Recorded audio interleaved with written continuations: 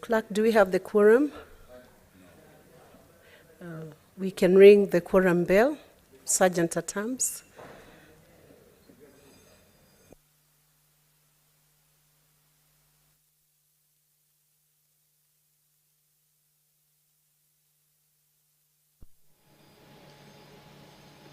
The quorum bell is currently underway. This follows the fact that the House lacks the requisite quorum at the commencement of House business. 15 members, as per this standing order, are required to be seated in the chambers at the commencement of House business, and this is pursuant to the House Standing Order number 40. And if the quorum is not present, then the Speaker or the Chair will direct that the quorum bell be rung for 10 minutes. Of course, this is to alert any honorable member who is within the precincts of Parliament and yet to make his way to the chambers. Then he or she may be able to make their way to the chambers to enable the House achieve the required number of honorable members inside the chambers for the commencement of the House business. That is the majority whip, Honorable Boni Halwale, who is also the Senator for Kakamega County, has made his way into the chambers. And of course, we will be expecting him to be able to whip the other members who might be still not inside the chambers to be able to get into the chambers. We can also see Honorable Senator Esther Okinyuri there. So right now the members are required to be able to make their way to the chambers, of course, to enable the House achieve that required number as per the House Standing Order for the commencement of the House business.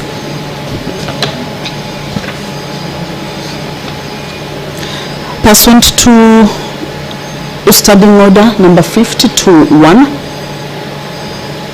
the nominated Senator Honorable Hamida Kibwana will be making a statement concerning the launch of the Time Use Survey report.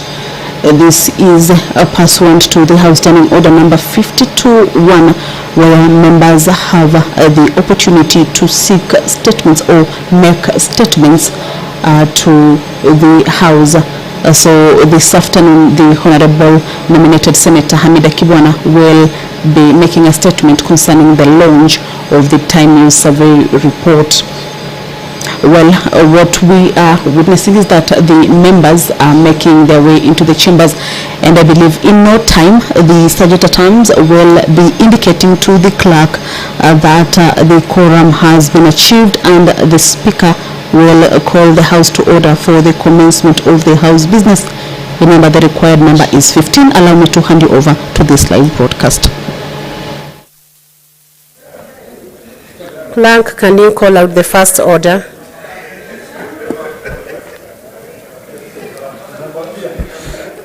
Order number 1, administration of oath. Next order. Order number 2, communication from the chair.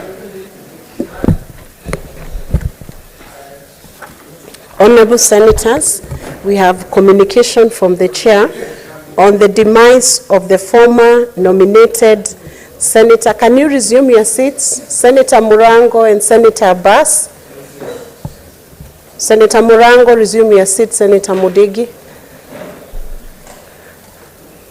This communication is on the demise of former nominated Senator Honorable Godiva Nanjira Omondi.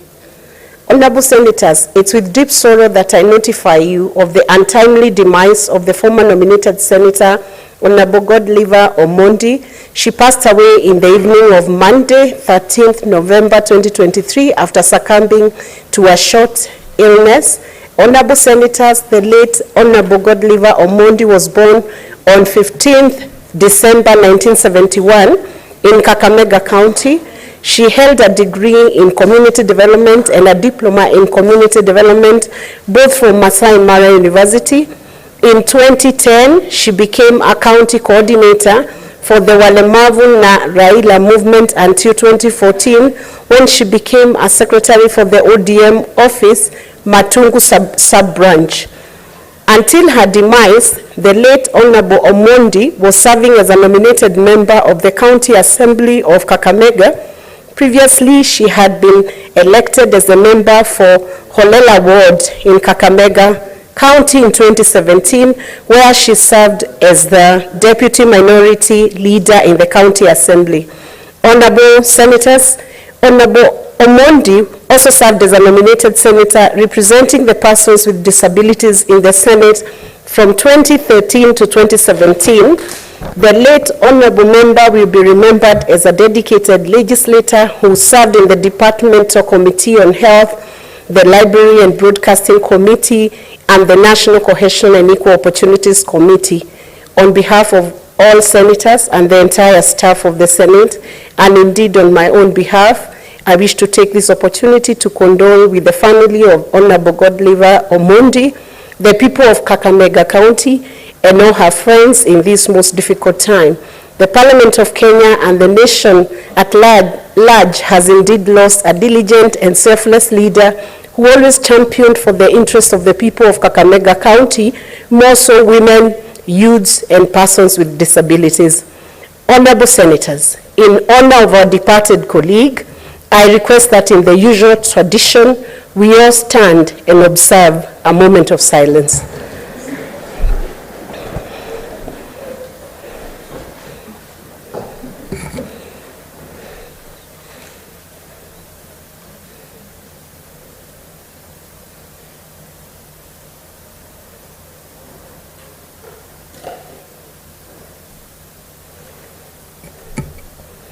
May the soul of the late Honorable Godiva Omondi rest in eternal peace. You may resume your seats. Thank you. Next order.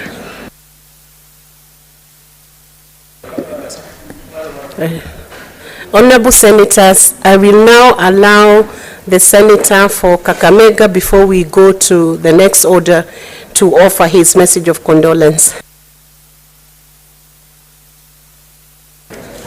Thank you, Madam Speaker. Madam Speaker, in fact, it was just for that reason that you had points of order shoot up, because it is our tradition in Parliament that we allow a few minutes of people to say pole. I take this opportunity, Madam Speaker, to tell the people of Kakamega County, the people of the Wanga community, and the people of Holela Village in Mumiasi in Matungu, my deepest heartfelt condolences for the loss of Mheshimiwa. I remember how Mheshimiwa came into this house. It was in keeping with her fighting spirit. She had been shortchanged in making the list for affirmative action for people living with disabilities. And I remember we started with Senator Harold Kipchumba, but she fought in court, and she won, and she joined us, and we worked here together successfully for 5 years. When I heard about her passing on yesterday, I was touched, and I want to thank the Speaker for allowing us to celebrate her life. Pole for the children, the husband, and the family. May the Lord rest her soul in eternal peace. We will also allow a few more senators, maybe 2 from each side, and I want to also allow Senator Sifuna, being the Secretary General of the ODM party, to offer his condolence. Thank you very much, Madam Speaker. Let me join the House and indeed the Senator of Kakamega to pass my condolences to the family and friends of the Honorable Godiva Omondi. As you have rightly put it, Madam Speaker, Honorable Godiva Omondi was nominated to this House by the Orange Democratic Movement Party. And Madam Speaker, it gave her the platform to demonstrate her leadership skills. Many were surprised that after the nomination to the Senate, she actually chose to go and contest a seat as an MCA in the County Assembly of Kakamega, which she won in Holela Ward. Madam Speaker, for those who do not know, the people of Matungu constituency are all my in-laws. That is where my wife comes from. Madam Speaker, during the by-election in 2021, after the death of the then Member of Parliament for Matungu, I spent a lot of time in Matungu constituency campaigning for our candidate then. Madam Speaker, you can imagine that Godiva Omondi, being an elected Member of Parliament on ANC, decided that she was going to support the ODM candidate in that by-election, much to her detriment. In fact, it put her in very serious crosshairs with her own party, ANC. But I remember she took me to every single village within Cholera ward, Madam Speaker, and campaigned with me and with the candidate for ODM, and the results were there for everyone to see. She then, Madam Speaker, ended up again as nominated MCA in the County Assembly of Kakamega, which she served until her untimely demise. I considered the Honorable Godiva a personal friend, because I have worked with her. I have seen her passion in representation of the persons living with disabilities and in her representation of the people of Cholera Ward. So on my behalf and on behalf of the party that I serve as SG, I want to take this opportunity to send my sincere, heartfelt condolences to the people of Kakamega in general, and those of Cholera Ward in particular, and the larger Matungu fraternity, and also say that may the Lord rest her soul in eternal peace. I thank you, Madam Speaker. Senator Danson Mungatana. Madam Speaker, I also want to join Honorable Boni Khalwale, Senator for Kakamega, in also registering my condolences for our departed colleague. Madam Speaker, from the description, this is a member who, despite her disability, she was able to win her own seat, which again goes to prove that disability is not an inability. Madam Speaker, I also want to send my condolences to the family and the members, friends who knew her. We wish her well in her journey to the next world. Madam Speaker, may I also take this opportunity to also send my condolences to an icon of Mombasa politics, the Honorable late Mohamed Jahazi, who also left us and was buried on Sunday. Madam Speaker, for those who know Mombasa politics and those of us who grew up there, we remember this Mzee as a very active politician. We also want to say pole to his family and friends, and may God rest his soul in eternal peace. I thank you, Madam Speaker. And Senator Catherine Uyekramoma. Thank you, Madam Speaker, for this opportunity to eulogize a hero in this country. Madam Speaker, allow me to send condolences to the family of Godiva. I knew Godiva when I was at the CIC as a commissioner for the Commission for the Implementation of the Constitution, and we had a workshop at the Lillian Towers when she raised the issue of being on the party list ahead of the senator who had been nominated. And I remember telling her, I went to her and I told her, you must go to court and fight this, because the party list's requirement is that the person ahead, they cannot nominate a person below you and leave you. And she asked me, are you sure they will do anything about it? And I said, please go to court. And she went to court, and she actually won the case, and she was nominated to this house. Madam Speaker, when she went on to run in Horera and won, I was so impressed, because as you know, the politics of this country, it is violent, it is too competitive, but Godiva was able to go and compete and do well. As Senator Sifuna puts it, we campaigned with her in Matungu and she was fearless. Madam Speaker, all I'm saying is that she is a great example that disability is not inability, and I hope that in memory of Godiva, we will have more persons with disability, particularly women with disability, coming out to participate in the political arena and represent the way she did. Thank you, Madam Speaker. Senator Esther Anyeno Kenyuru.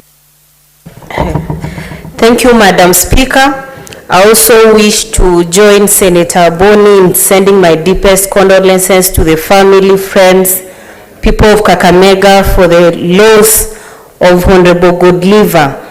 I might not know very much about her, but from the descriptions given, she's a good example of someone who's used the affirmative position constructively to impact society.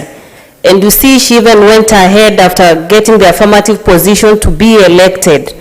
Being in Senate, being as member of County Assembly, and now nominated, I think we have a taste of all those ends. I'm inspired by how, despite being able differently, she was able to go beyond what ordinary people think that once you're nominated, there's least contribution for you to make other than be a flower girl. May her soul rest in eternal peace. Thank you, Madam Speaker. Senator Osotsi. Madam Speaker, let me also join my colleagues to send my sincere condolences to the family, friends, relatives, and the people of Kakamega County for the loss of Honorable Godiva Omondi. Godiva was a personal friend and a political associate. Madam Speaker, when I was the Secretary General of ANC, I was very, very active in poaching members from other parties. And one of the people I poached from ODM then was Honorable Godiva Omondi, who was a senator. And Godiva came to me and said that I do not want to be a member of parliament or a senator, I want to be an MCA.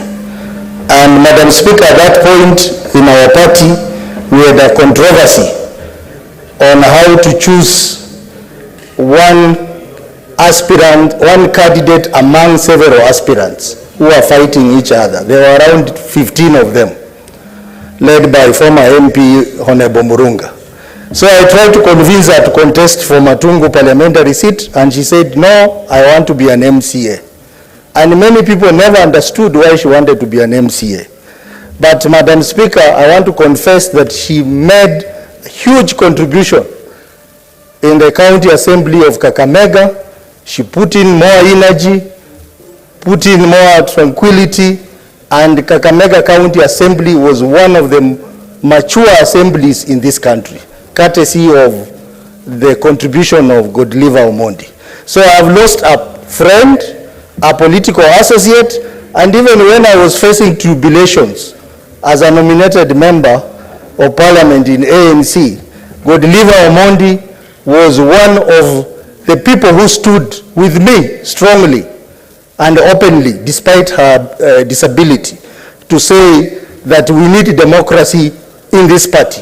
When we were not offered that democracy, we all left and joined ODM openly in daytime. And we went to campaign for an ODM candidate in Matungu with Godiva Omondi, even though we were members of ANC.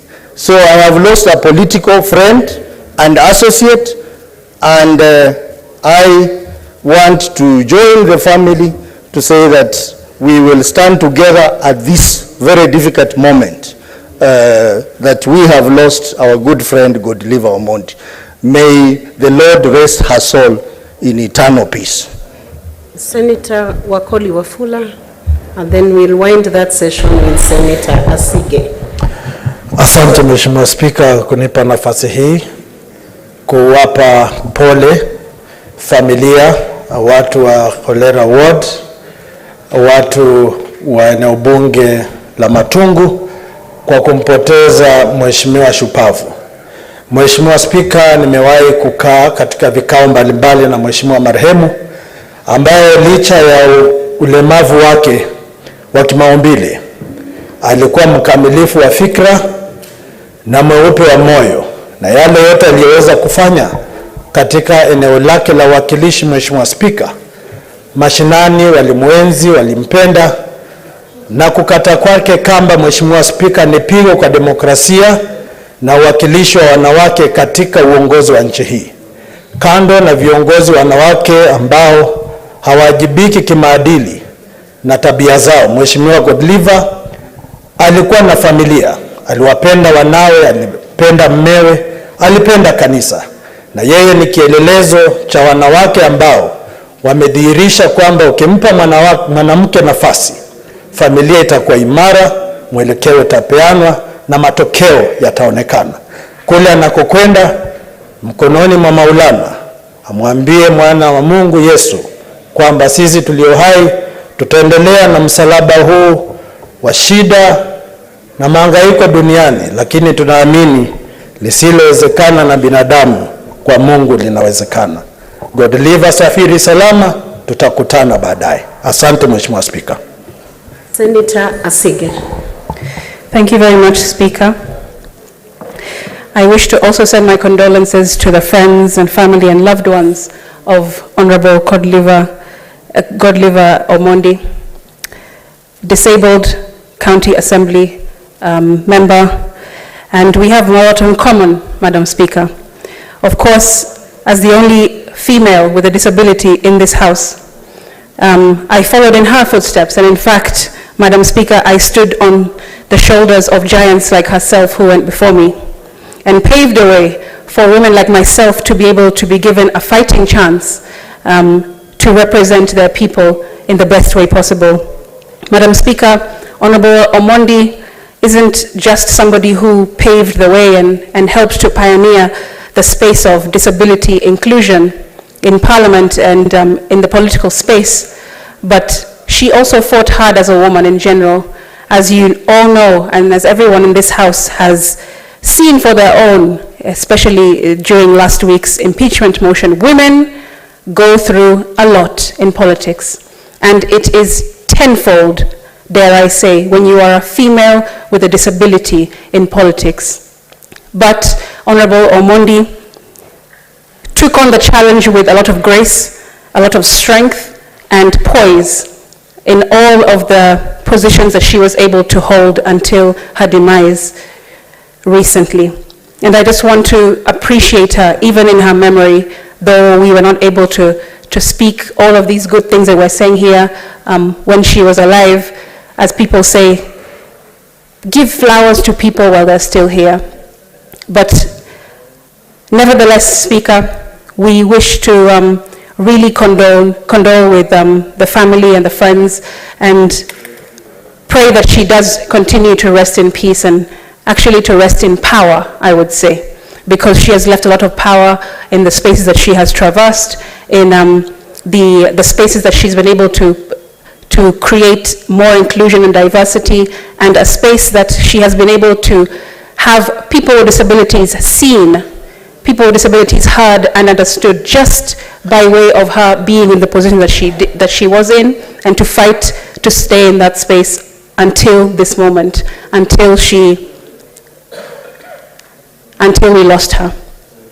Madam Speaker, I also just want to reiterate how important it is to be more inclusive of especially women with disabilities in the political space. In the last election, there were about 3,000 candidates, and out of 6,000 candidates, and out of those, only 6 with people with disabilities managed to get into seats that they vied for. That is a very low number, and that needs to be improved. And I hope that the spirit that she leaves behind as a woman with a disability fighting in this space, we in this House and in the National Assembly will honor her spirit and continue the work that she so diligently did for all the time that she served all of us as Kenyans. I thank you. Honorable Senators, I note there are many requests, but allow me to only allow Senator Madzayo, as a minority leader, to give her his condolence in 1 minute. Then we close out. Asante, Speaker, kwa kunipa nafasi hii na mimi niweze kupeana ombolezi langu. Bwana Speaker, Madam Speaker, kitu cha kwanza ni kwamba nataka kutoa pole sana kwa familia ya Godiva Omondi, seneta aliyekuwa katika lile bunge letu la kwanza la Senate hapa ndani, na niliyekuwa anafanya naye kazi karibu sana kama rafiki. Seneta Godiva alikuwa mtu mkakamavu sana, alikuwa mchangamfu na hali yake ya afya ilikuwa sawa kabisa, na alikuwa akichangia sana mambo ya kina mama. Kwa hiyo yeye mimi ninavyomwelewa Godiva hakuwekwa katika lile bunge letu la pili, lakini lile la kwanza alikuwa mkangamavu sana, na mambo ya mama alikuwa anaweza kuyaweka mbele sana, na hususan zaidi ilikuwa ya watu walemavu kama alivyokuwa yeye mwenyewe. Mwenyezi Mungu amechukua roho yake, kiumbe chake amekwenda nacho mwenyewe. Alimleta hapa akiwa na sababu na amemchukua akiwa na sababu. Sote sisi ni kuweza kukubali aliyopitisha Mwenyezi Mungu. Kitu tunafanya ni kuwaombea wale waliobaki nyuma, familia yake, marafiki zake, wawe na moyo wa kuwa na faraja ili waweze kupita mtihani huu kwa hivi sasa. Sisi letu tuliobaki hapa katika bunge letu la Senate, kama sisi watu ambao tunamfahamu, ni kumwomba Mwenyezi Mungu ailaze roho ya marehemu mahali pema walipolala wema. Asante Bi Speaker. May her rich legacy live on. May her soul rest in peace. Clerk, let's have the next order.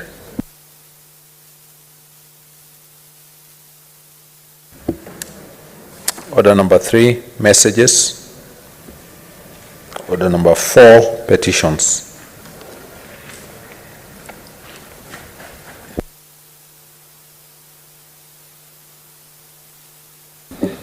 Now call upon the Chairperson, Standing Committee on Land, Environment and Natural Resources to present the report. Senator Matthew, is it Senator Matthew? Where is the deputy?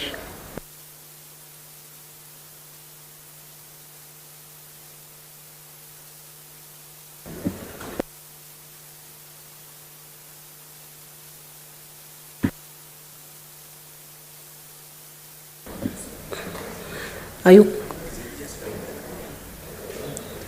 Chairperson, Standing Committee on Labor and Social Welfare, to come forward and present their report?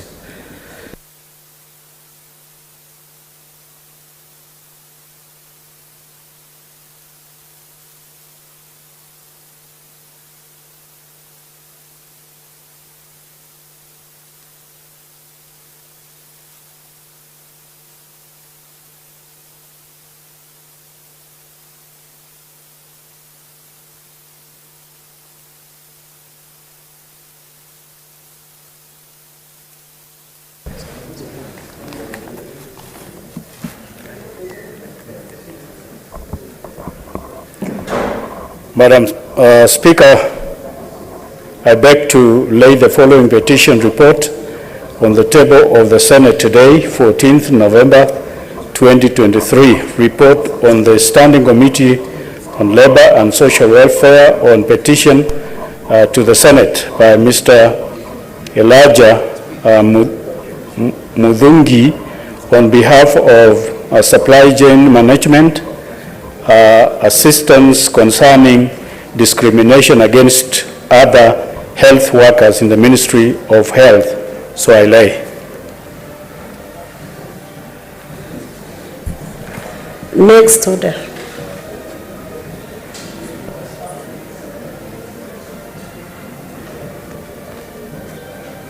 Senator Mugo, you can speak into that report. Okay.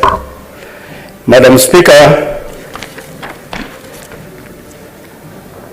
the petition concerning alleged discrimination against other health workers in the Ministry of Health was tabled in Senate on 20th July 2023. 43 supply chain management assistants from Kitui County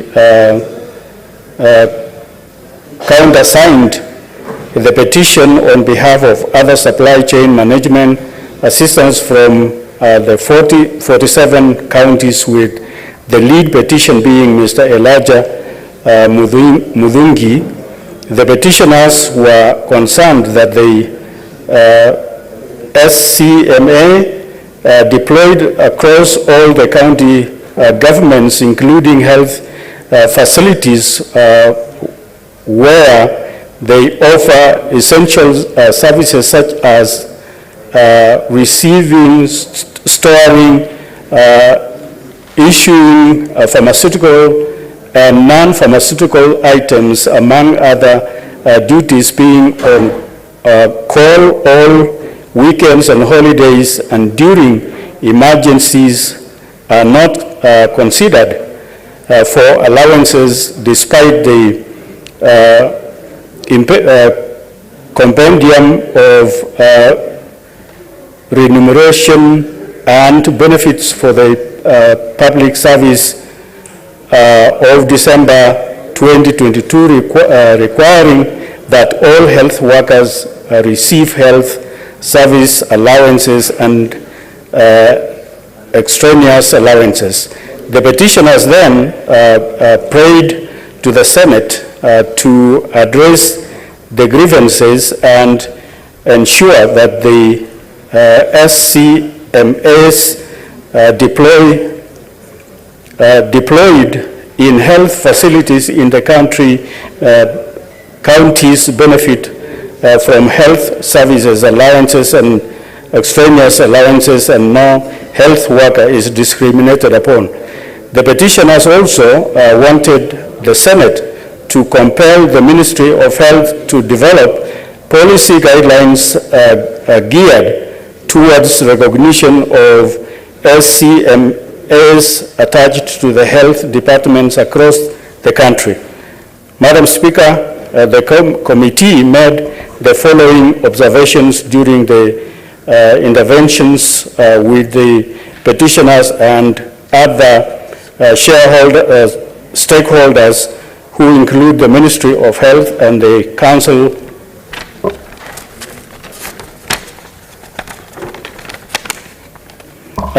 of Governors, Kenya Institute of Supplies Management, Salaries and Remuneration Commission, and the Union of Kenya Civil Servants. The petitioners use the term Ministry of Health to mean the county departments of health, since they are employees of the county governments.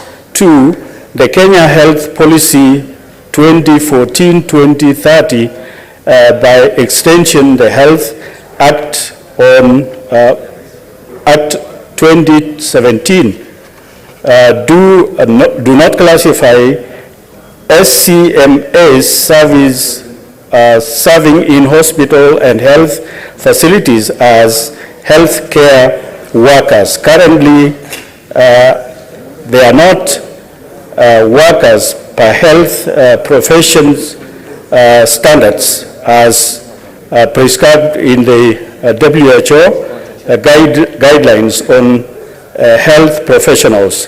3, SCMA offered essential services during COVID-19 pandemic as suppliers, practitioners, alongside other health professionals like doctors, nurses, among others, but SCMA did not receive any extraneous allowances.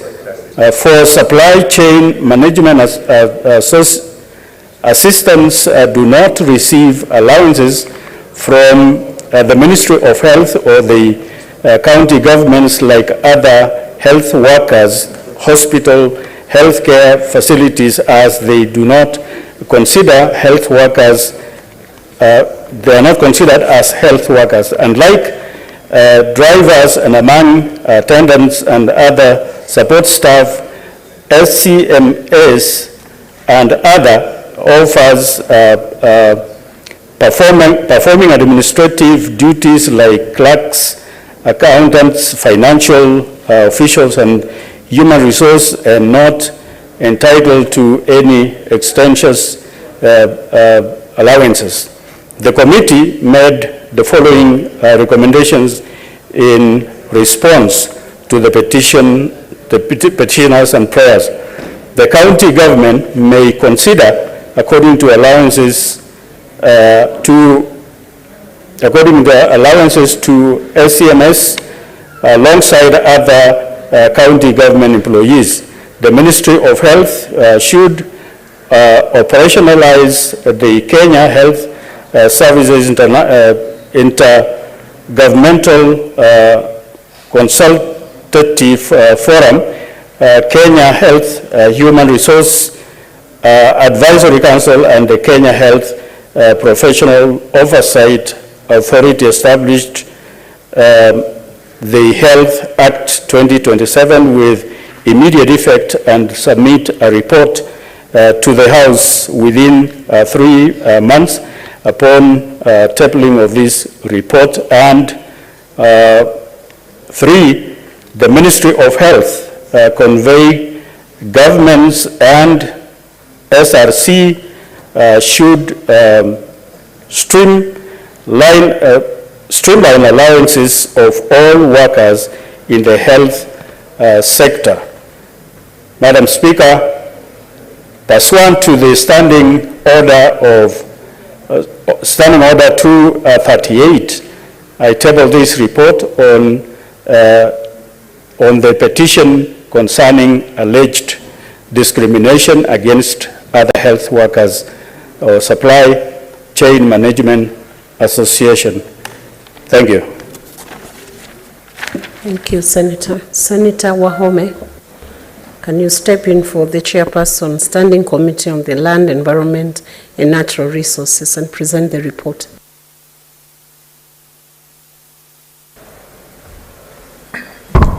Thank you very much, Madam Speaker.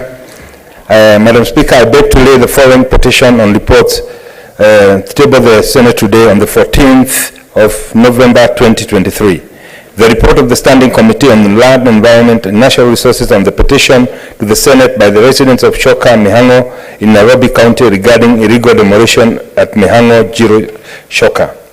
2, the report on the Standing Committee on Land, Environment and Natural Resources on a petition to the Senate by 3 petitioners from the Lungari East African Tanning Extract Company on behalf of the residents of Mautuma Settlement Scheme concerning the degazettement of 1577.86 hectares of Rugari Talbo Forest in Kakamega County. 3, the report on the Standing Committee on Land, Environment and Natural Resources on a petition to the Senate by Mr. Charles Waikoa on behalf of the residents of Laikipia West constituency regarding the degazettement of the land reference of number 12493 situated west of Rumuruti Township in Laikipia.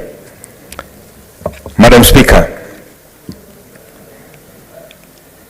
the Senate Standing Committee on Land, Environment and Natural Resources at its sitting held on the 28th of October 2023 adopted the following 3 committee reports as follows.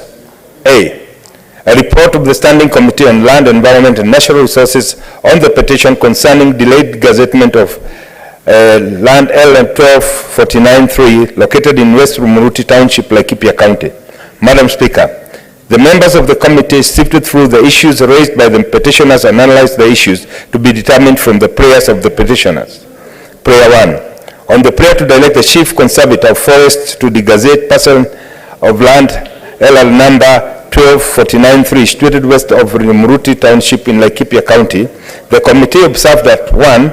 The process of alteration of the forest boundary degazettement is described in details in Section 34 of the Forest Conservation and Management Act of 2016, which provides that a petitioner or any person may petition Parliament to institute the process that leads to degazettement. Therefore, the committee notes that there is need for the Ministry to take responsibility and ensure that the relevant process towards ensuring a solution to the current impasse commences. 2. In accordance with Section 34 of the Forest, petition may be petitioned to the Parliament for the boundary variation or revocation of the public forest. However, no evidence was submitted indicating that this process was initiated. Further, an environmental impact assessment report and evidence of the public participation was not submitted before the committee.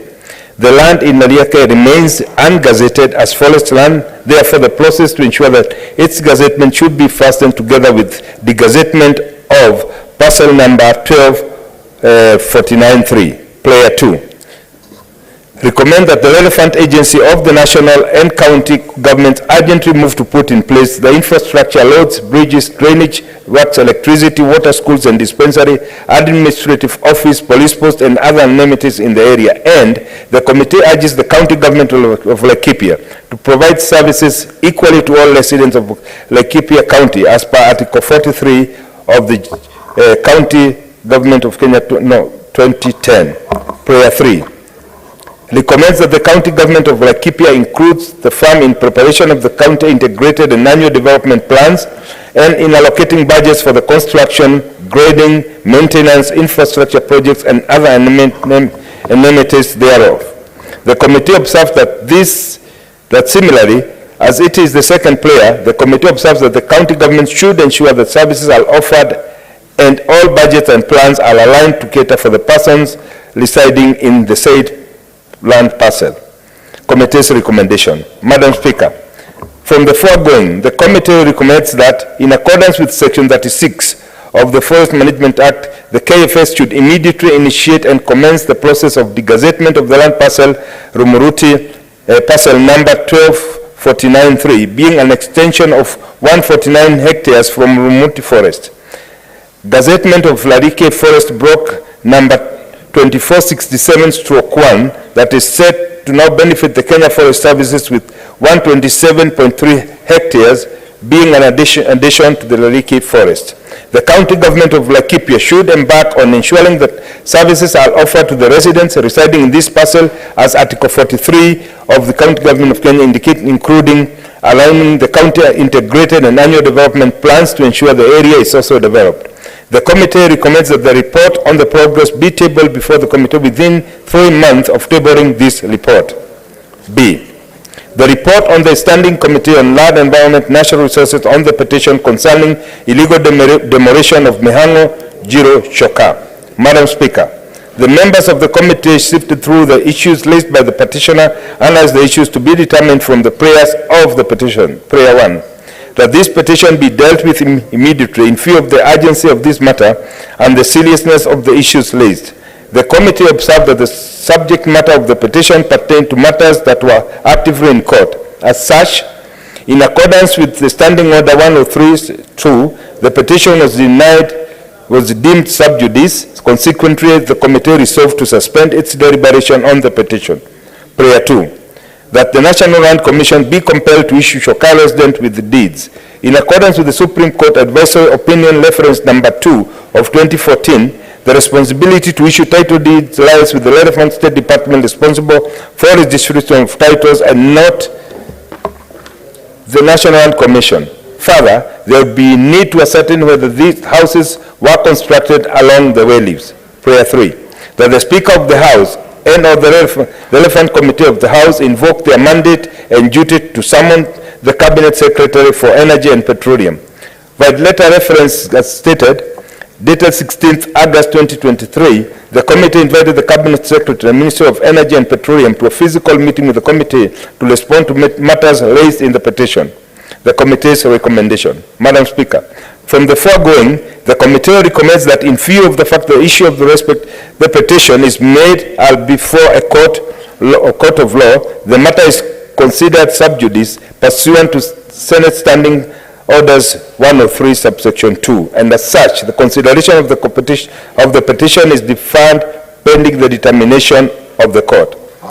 Report of the Standing Committee on Land, Environment and Natural Resources on the petition concerning delayed gazettement of 1577.86 of land in Lungari, Talbo. Madam Speaker, the members of the committee sifted through the issues raised by the petitioner and analyzed the issues. It will be determined from the prayers of the petitioners. Prayer 1. That this petition be dealt with immediately in view of the urgency of this matter and the seriousness of the issues raised. The committee acknowledges the gravity and the urgency of the issues raised in the petition. It is particularly observed that process of degazetting Lugari Talbo Forest land had been initiated but was not seen through into completion, further exhibiting the uncertainties faced by the residents. The immediate attention and resolution of this matter, therefore, is paramount, both in the best interest of justice and the welfare of the affected residents. Prayer 2. That the Speaker of the House invoke his mandate and duty to call for the recommendation of the Ministry of Environment, Natural Resources through the Kenya Forest Service to enable resolution by the Parliament of the disgazettement of the 77.86 hectares of Lugari constituency, Kakamega County. The committee recognizes the commitment to play a leading role in the addressing the ongoing issues, particularly in the undertaking to facilitate the formation and activities of the multi-stakeholder team. The establishment and facilitation of the multi-stakeholder team as proposed by the ministry should serve as a critical step in ensuring the rights and the interests of the petitioners are realized. While the approval of the degazettement had been previously recommended, the committee urges immediate action from the ministry in accordance with the provisions of Section 34 of the Forest Conservation and Management Act. Prayer 3. That the Speaker of the House and all relevant committee of the House invoke their mandate and duty to summon the Cabinet Secretary for Environment and Natural Resources to explain the reasons for the delay. While the letter reference Senate to the Minister, dated 23rd June 2023 and 4th July respectively, the Ministry of Environment was requested for rescheduling of the meeting and fired the letter to the Senate dated 25th July 2023. The Cabinet Secretary was represented by the Principal Secretary, Mr. Gitonga Mugambi, who appeared before the committee on Thursday, 3rd August 2023 with apologies from the Cabinet Secretary. The committee admitted written responses to this particular matter. The committee acknowledges that while a certain steps towards the degazettement, such as the processing of the EA report and public participation was initiated, the complete due process as required by the 2016 Act was not completed. These have subsequently caused delays in the issuance of titles, leaving the residents of the settlement scheme in a state of vulnerability. In light of this, the committee underscores the importance of upholding the economic and social rights of these residents as enshrined in Article 43 of the Constitution. It is the utmost importance that relevant government agencies address and rectify these gaps promptly to ensure the residents' rights are safeguarded while awaiting the resolution of the petition. Committee's recommendation. Madam Speaker, from the foregoing, the committee recommends that the proposed degazettement of 15... Madam Speaker. Senator Wamutinga. So, sorry, but let me apologize. I will let you get away with that. I had not... At the time of walking in, your eyes were fixed to the... Oh, sorry, Mr. Speaker. Proceed. Mr. Speaker, the foregoing, the committee recommends that the proposed degazettement of 1557.36 hectares of Talbo Forest Reserve comprising the Matuma Settlement Scheme in Lugari, Kakamega County be processed in accordance with Section 34 of the Forest Conservation Management Act. Noting that the process had been initiated, the committee further recommends that the Ministry of Environment, Climate Change and Forestry fast-track this process and reports progress within 3 months following the adoption of this report. Mr. Speaker, I beg to table. Next order, Clerk. Order number 5, papers. The Majority Leader.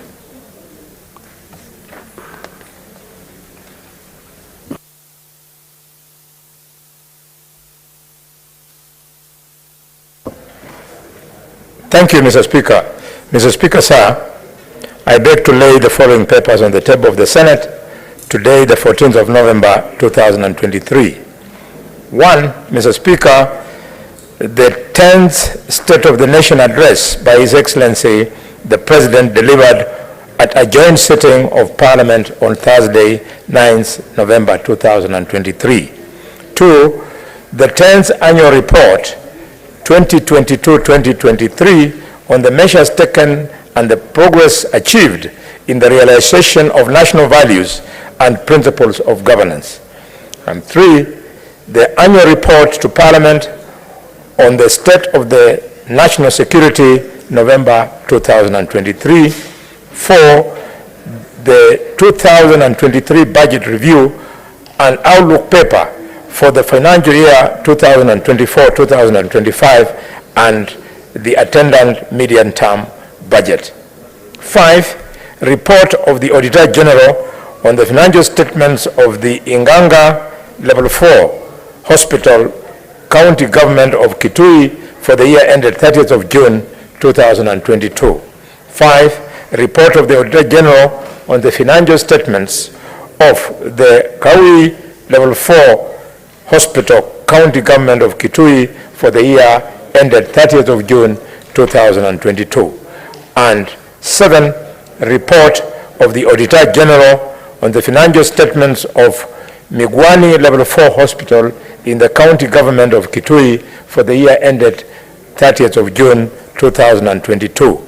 And 8, report of the Auditor General on the financial statements of Lumumba Sub-County Hospital, County Government of Kisumu for the year ended 30th of June 2023. And 9, report of the Auditor General on the financial statements of the Kisumu County Referral and Teaching Hospital, County Government of Kisumu for the year ended 30th of June 2022. 10, report of the Auditor General on the financial statements of Kericho County Referral Hospital, County Government of Kericho for the year ended 30th of June 2022. 11, report of the Auditor General on the financial statements of Londiani Sub-County Level 4 Hospital, County Government of Kericho for the year ended 30th of June 2022. And 12, report of the Auditor General on the financial statements of the Kwale Sub-County Level 4 Hospital in the County Government of Kwale for the year ended 30th of June 2022.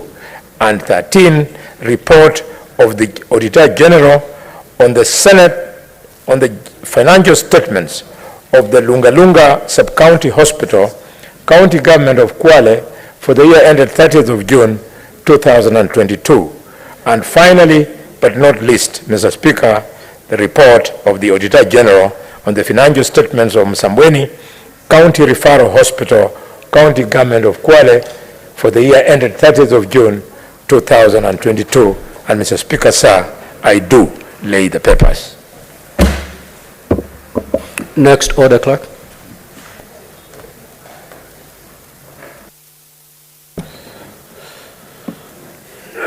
Order number 6, notices of motion.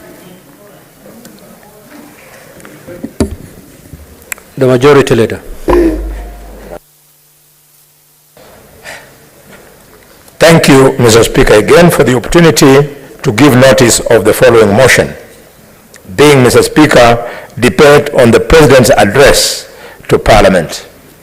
Mr. Speaker, that pursuant to Standing Order number 25-1, the thanks of the Senate be recorded on the exposition of public policy contained in the address of His Excellency, the President, delivered on the 9th of November 2023, and further, that the Senate notes the following reports submitted by His Excellency, the President, in fulfillment of Article 132(1)(c) and 247 of the Constitution, which were laid on the table of the Senate, which are being laid on the table of this Senate today on Tuesday, 14th November 2023. These are: 1, the 10th State of the Nation address by His Excellency the President, delivered at a joint sitting of Parliament on Thursday, the 9th November 2023,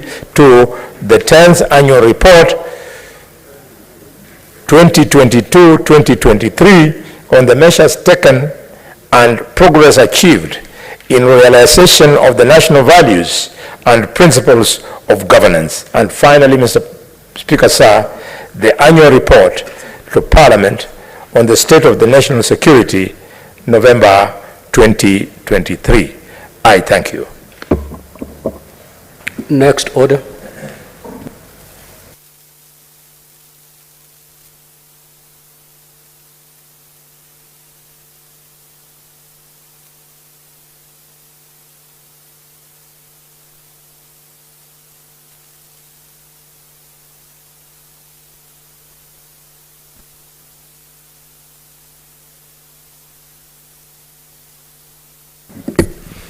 Now, statements pursuant to Standing Order 52-1. Call the order, Clerk, please. Order number 7, questions and statements. Statement pursuant to Standing Order 52-1. Senator Hamida Kibwana, she has requested that the same be deferred, so it is so deferred. Statement pursuant to Standing Order 53-1. Senator S.C. Okenyuri.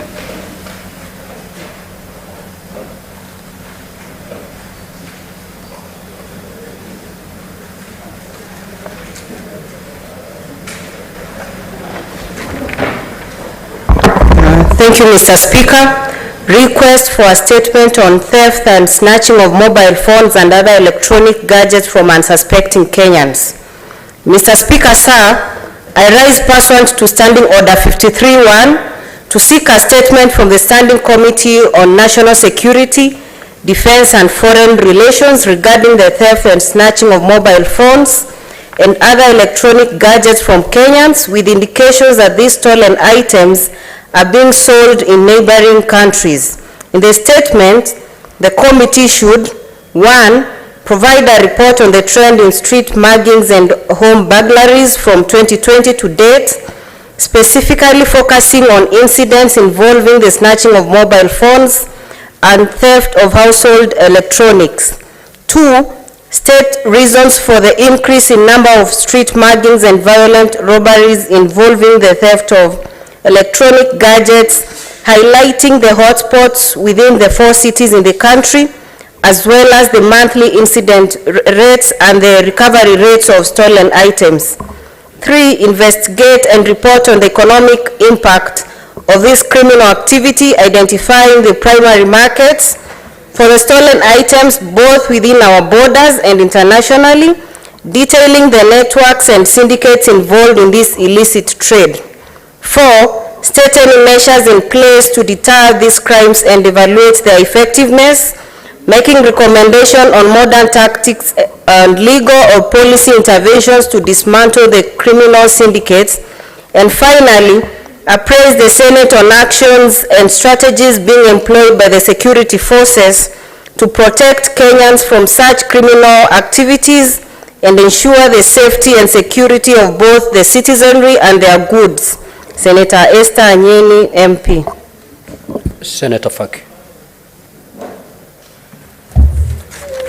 Asante Mheshimiwa Spika kwa kunipa fursa hii. Nimesimama kwa mujibu wa kanuni ya kudumu ya 53(1) kuomba taarifa kutoka kwa kamati ya kudumu ya fedha na bajeti kuhusu shirika la Kenya National Insurance ambalo liko katika hali ya upokeaji. Mheshimiwa Spika, katika taarifa hiyo kamati yaangazia yafuatayo: yaarifu Seneti kuhusu hali halisi ya upokeaji huo ilipofikia wakati huu katika shirika hilo, ikieleza iwapo kumekuwa na maendeleo katika hali yao ya kifedha na shughuli zao kwa jumla. Pili, ieleze kwa nini maskota wanaoishi katika ardhi iliyoko Mombasa kwa Bulo, kaunti ndogo ya Nyali na imilikiwa na shirika hilo, wameshindwa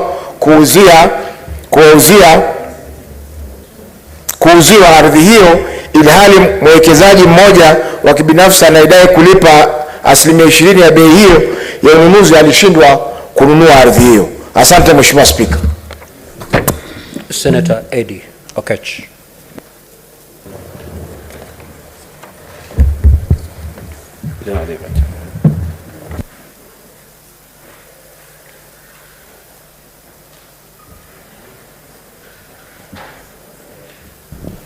Thank you, Mr. Speaker. Mr. Speaker, sir, I rise pursuant to Standing Order number 53-1 to seek a statement from the Standing Committee on National Security, Defense and Foreign Relations regarding the Kenya Defense Forces KDF recruitment of General Service Officers, GSO, cadets, that is regular and graduate degree holders, specialist officers, general duty recruits, tradesmen and women, and Defense Forces constables in 2022 and 2023. In the statement, Mr. Speaker, the committee should table a comprehensive report on the recruitment exercises conducted by the KDF in 2022 and 2023, indicating the respective dates and venues. Mr. Speaker, in the statement, the committee should also explain any disparity between the vacancies open as at time of the respective recruitment exercises vis-a-vis the actual number of candidates enlisted.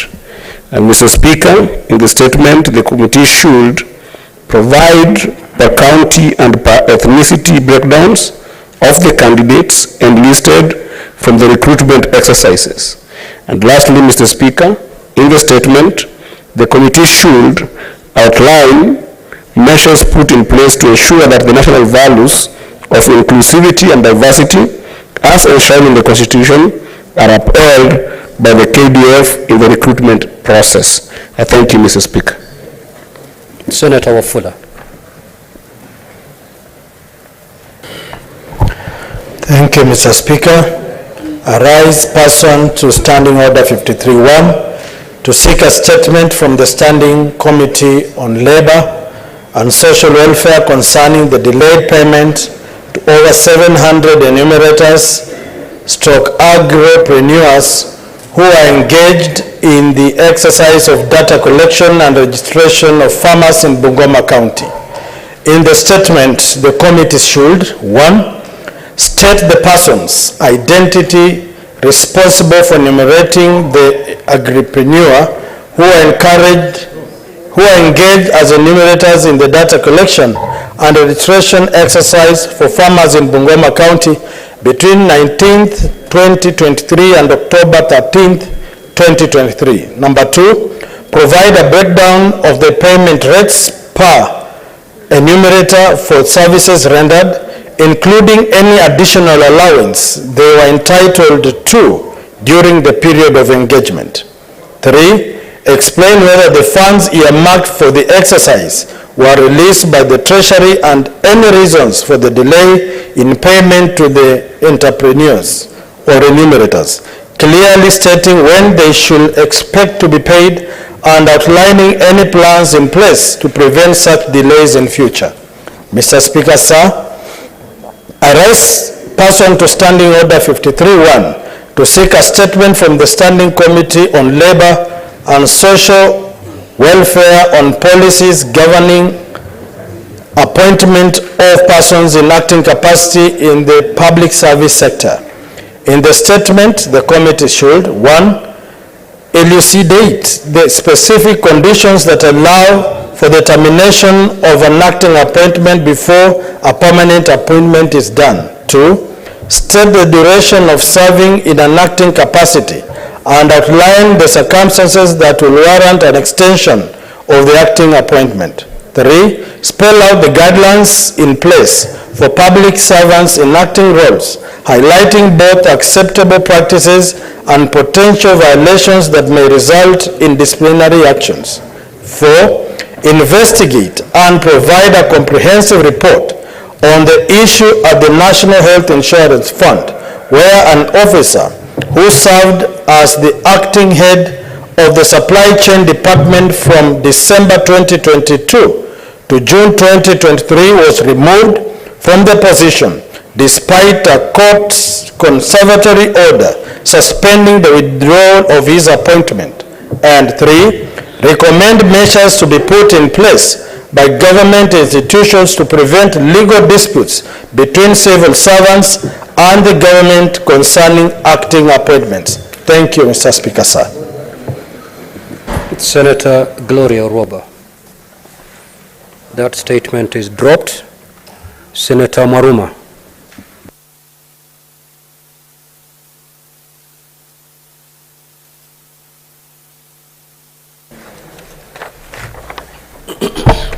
Thank you, Mr. Speaker. I have 4 statements. Allow me to go through all of them.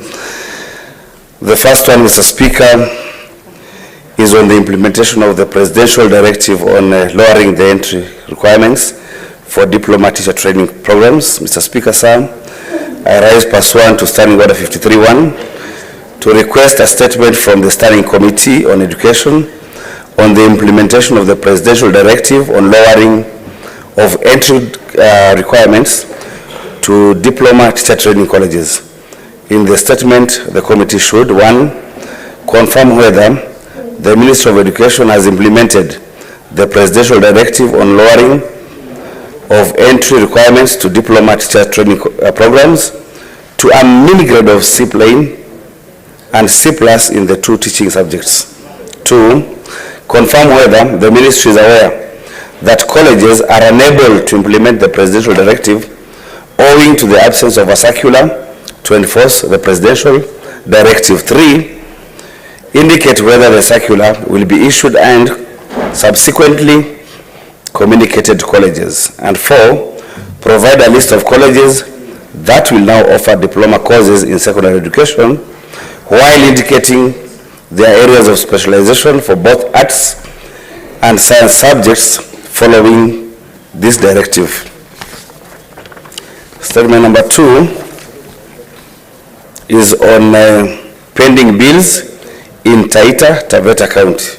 Mr. Speaker, sir, I rise pursuant to Standing Order 53-1 to seek a statement from the Standing Committee on Finance and Budget on the status of pending bills in Taita Taveta County. In the statement, the committee should, 1, provide a list of all suppliers, the cost of goods supplied and services rendered, amounts paid and outstanding payments from financial year 2017-2018 to date, stating reasons for the non-payment of any outstanding bill. 2, outline the county government's plan to settle the pending bills while indicating the proposed budgetary allocation per financial year for the pending bills. 3, confirm whether the presidential directive in 2019 on settlement of pending bills was implemented by the county government while presenting a record of the suppliers, amounts already disbursed and the amounts outstanding. And 4, explain how the 424,110,000 released to the county government via the Treasury Circular dated 11th December 2019, designated for pending bill payment settlements, was utilized, providing a comprehensive list of suppliers, the respective amounts paid, and the validated bill settlement plan that prompted the release of these funds. Mr. Speaker, the third statement is on the completion status of Voi Girls School in Taita Taveta County.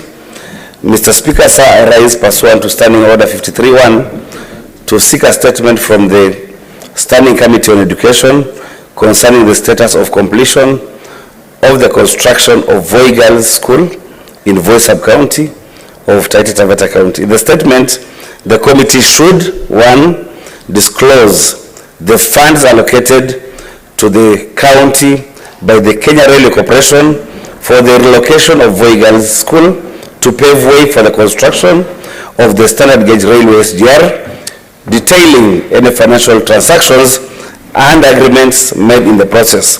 2, provide the bill of quantities for the project, clearly stating the projected costs of each aspect of the construction and any other related expenses. 3, state the project completion rate and the amount of money paid to date, including a breakdown of payments made and the respective stages of the project they covered since the project initiation. And 4, explain whether there is any pending payment, stating reasons for the delay in making such payment, and detail any outstanding construction and landscaping works along with the expected duration of time required for the project completion.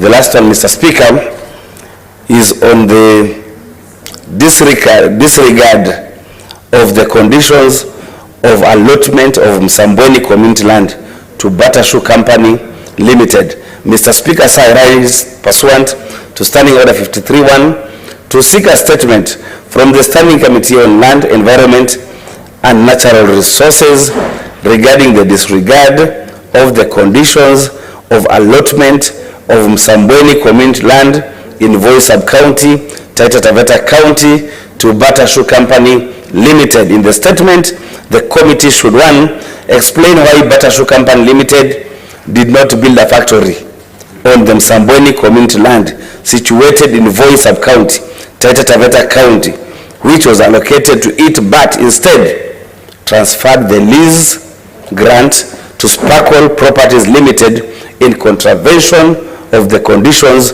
of allotment. 2, provide a status update on investigations by the Directorate of Criminal Investigations into the transfer of the lease grant for the land.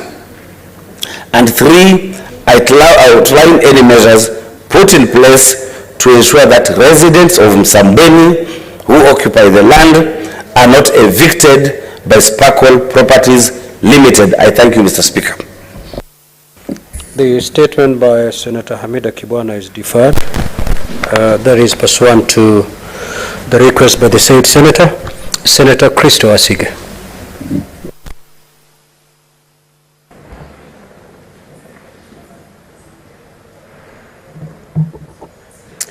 Thank you, Speaker. I rise pursuant to Standing Order 53-1 to seek a statement from the Standing Committee on Education regarding the prevalence of corporal punishment in our education institutions. In this statement, the committee should explain the justification for the continued use of corporal punishment, though it contradicts the principles outlined in the Constitution of Kenya. Specifically, provisions of Article 29 of our Constitution, as well as Section 4P of the Basic Education Act, number 14 of 2013. Outline the mechanisms in place for students to report incidences of corporal punishment within education institutions without fear of retaliation or reprisal, and state the safeguards in place to protect witnesses in such cases. Elaborate on the reasons behind the lack of a public decisive action or stance against corporal punishment by the ministry, even though there has been a recent surge in cases that resemble torture, resulting in tragic deaths. These fatalities include young children, including Mike Wanjala, Kevin Kiptanui, Ebi Samuels, and alarmingly, reports suggesting that the actual number of student deaths could be much, much higher, with at least 20 reported only in the last few years. And explain the absence of punitive measures taken against individuals responsible for these corporal punishments, and investigate the factors contributing to this gross lack of accountability. I thank you. Senator Mohammed Chute. You have 5 requests to make. Yes. Take them in that breath. Thank you, Honorable Speaker. I'll go through it very fast. The first one is on the status of court construction projects in Kenya.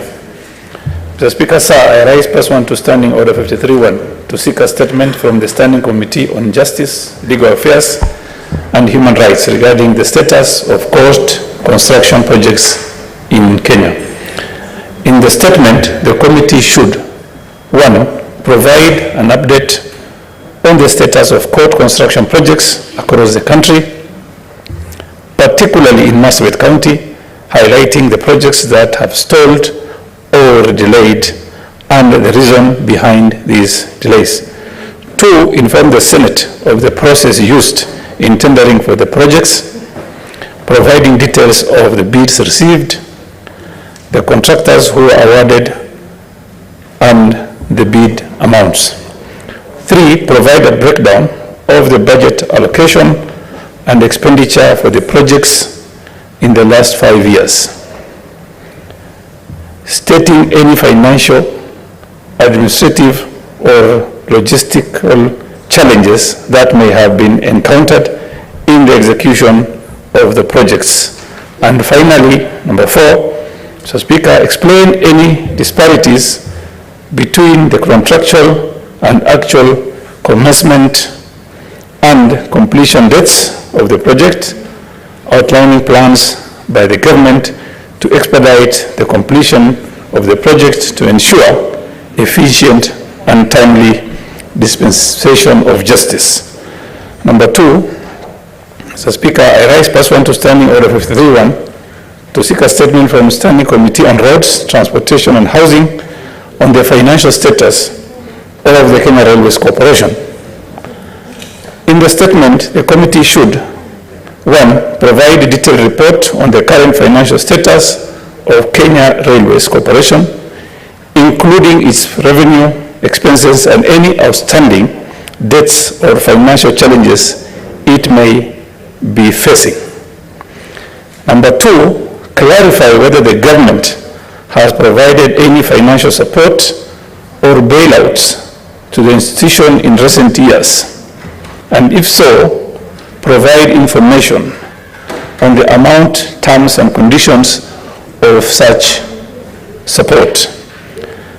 Number 3, confirm if investigations or audits into the financial affairs of the institution has been conducted, stating the key findings and recommendations of such investigations. And finally, 4, provide details on the institution's revenue diversification strategies and efforts to address its financial challenges, indicating plans in place to ensure its long-term financial sustainability.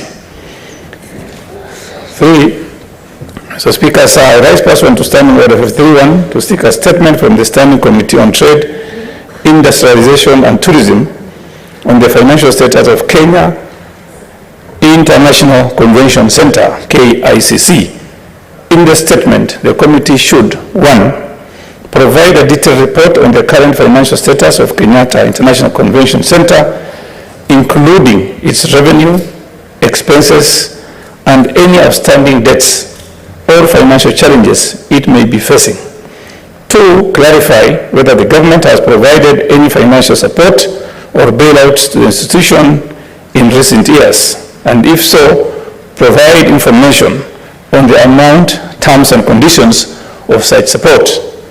3, confirm if investigations on audits into financial affairs of the institution has been conducted, stating the key findings and recommendations of such investigations.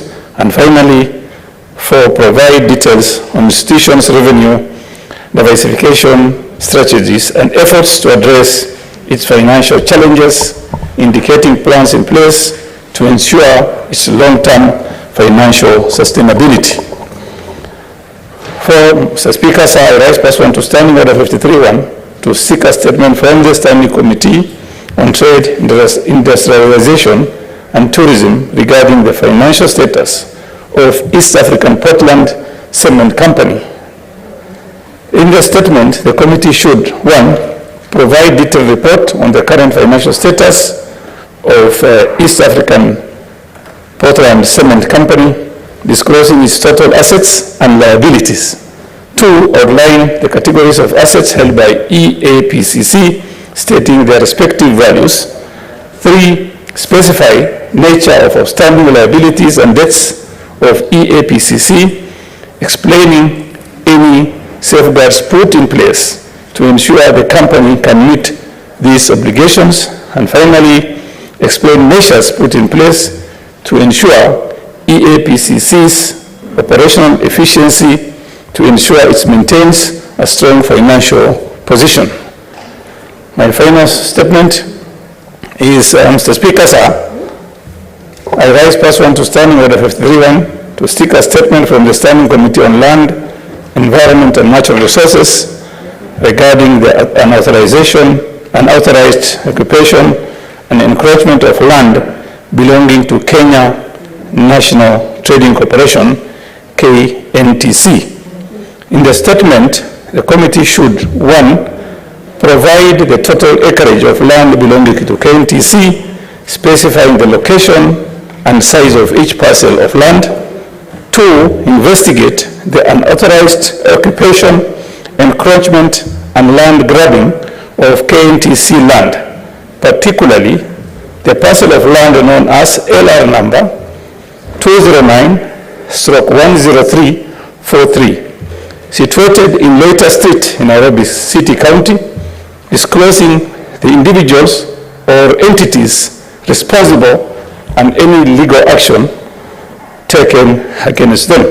And finally, outline any long-term strategies and policies in place to safeguard public land from illegal encroachment and land grabbing. Thank you, Honorable Speaker. Senator Gloria. Proceed.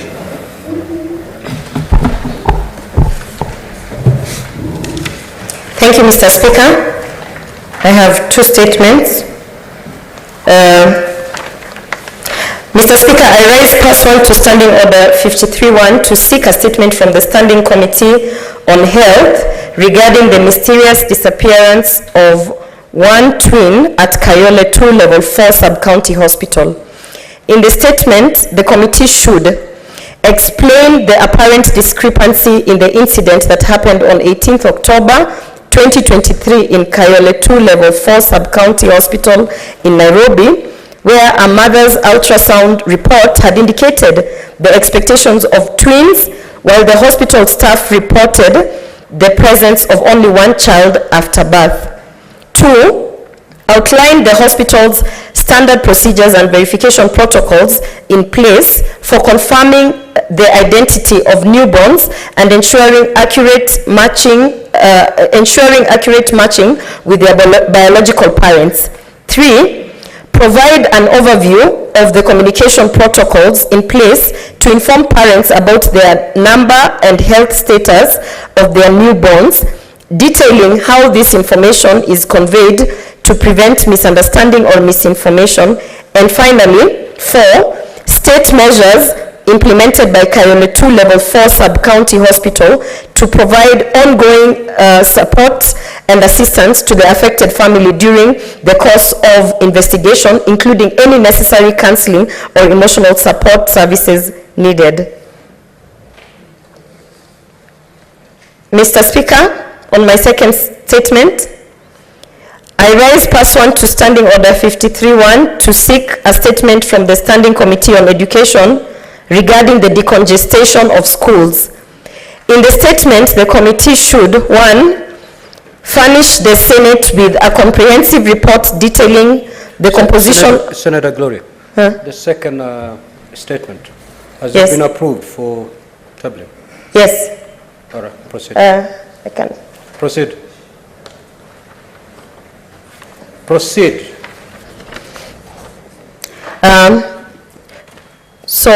In the statement, the committee should, 1, furnish the Senate with a comprehensive report detailing the composition of all public schools in Nairobi, with specific focus on the number of students per class in each school, the student-to-teacher ratio, the availability of desks and other amenities, and the transportation methods employed by students as they commute to school. 2, provide specific timelines within which the Ministry of Education allocates resources to schools that have high student enrollment with a view to ensuring a conducive learning environment to address factors like teacher-to-student ratios, classroom space, and the provision of adequate educational material. 3, state any plans by the ministry to address the insistent infrastructure and capacity challenges faced by schools in Dagoretti North and South, Mathare and Starehe constituencies, considering the current levels of congestion in primary schools such as Kawangware, Ndurarwa, North High Ridge, Kiboro, and Mathare. And finally, 4, outline any measures the ministry is undertaking to engage local communities, including parents and school boards, to gather insights into the challenges faced by schools and to foster collaborative solutions for the long-term improvement of the education system. Thank you. Statement pursuant to Standing Order 56-1 AA. The Chairperson, Standing Committee on Roads, Transportation and Housing.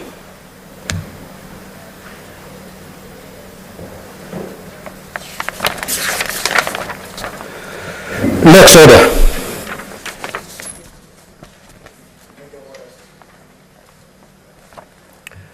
Senator Faki, you know exactly when to rise on a point of order. Next order, Clerk. It's amazing. Order number 8, the County Public Finance Laws Amendment Bill, Senate Bills number 39 of 2023, first reading. A bill for an Act of Parliament to amend the County Assembly Services Act and the Public Finance Management Act and for connected purposes. Order number 9, the Meteorology Bill, Senate Bills number 45 of 2023, first reading. A bill for an Act of Parliament to provide for the establishment of the Kenya Meteorological Service Authority, regulation, coordination, monitoring, management, provision and control of meteorological services and for connected purposes. Next order. Order number 10, motion, debate on the President's address to Parliament, first day. Majority Leader.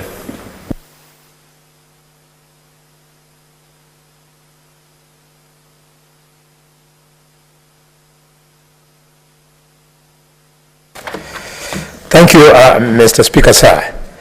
Mr. Speaker, sir, it's an honor and privilege for me to move the 10th address of the President to the joint sitting of the two houses in line with Article 132(1)(c) of the Constitution of Kenya. Mr. Speaker, I wish to thank members of this House and members of the National Assembly for turning out almost a full House in their numbers to listen to the President. Mr. Speaker, I wish to request this House that spirit should be, if possible, or as much as possible, be kept in ensuring that we debate on this speech.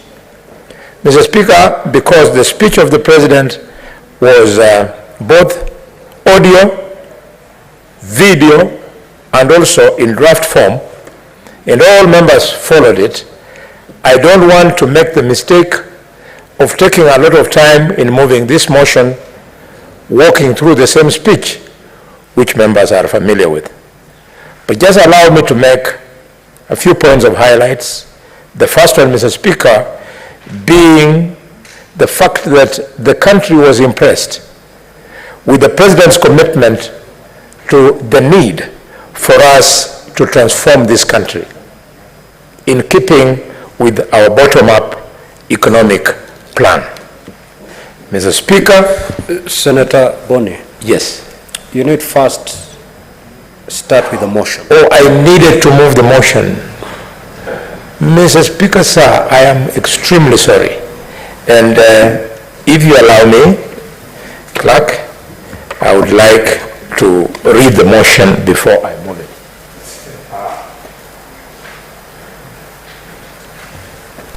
Mr. Speaker, this is the danger of being assigned a job.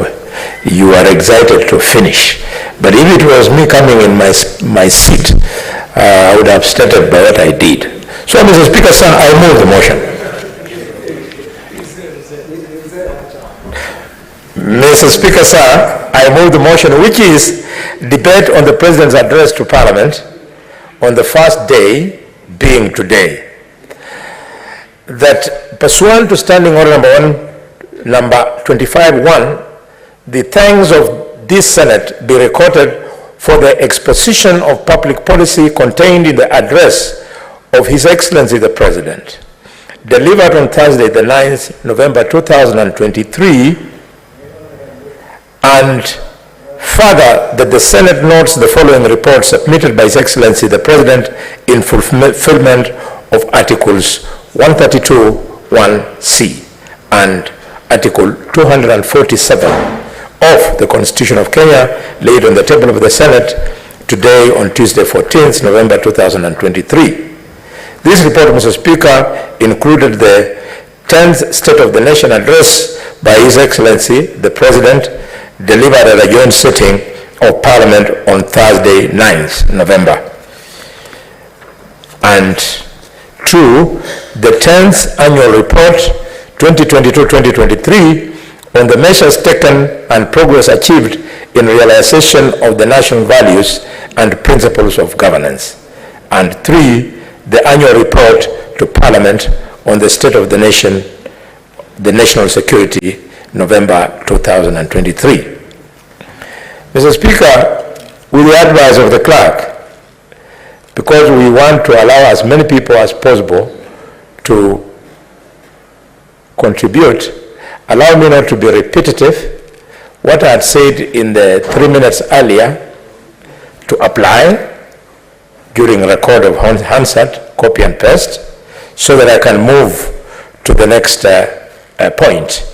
My next point, Mr. Speaker, I wanted to congratulate the President for admitting before the joint sitting of the House that in Kenya today we have an existing condition, in fact conditions of extreme difficulty. There is extreme difficulty in the country. And some members of the public who mean well, they know that leadership must look for a solution.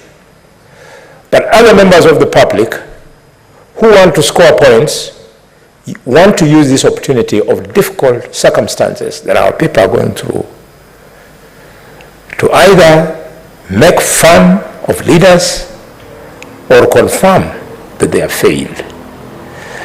It is difficult. I've been in politics for over 20 years, and in my life I have never been heckled in the Luo Nation. All the way from Kitale to Bungoma to Kakamega to Vihiga and to Busia and Luo and in the diaspora. Mr. Speaker, sir. What is the point of order, Senator Sifuna? Mr. Speaker, Honorable Halwale, the Senator of Kakamega, is misleading this House.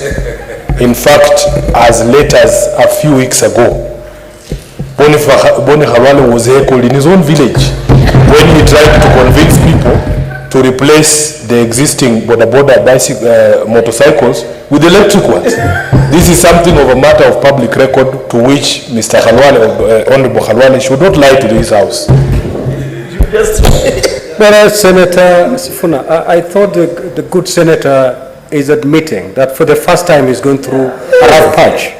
Mr. Speaker, I was saying that things are so difficult, my kid brother, that for a man who has never been heckled across the Luo Nation, all the way from Kitale to Kakamega to Bungoma to Busia to Vihiga and the diaspora, for the first time, I was not only heckled, Mr. Speaker, but I was actually heckled at Marinya Stadium.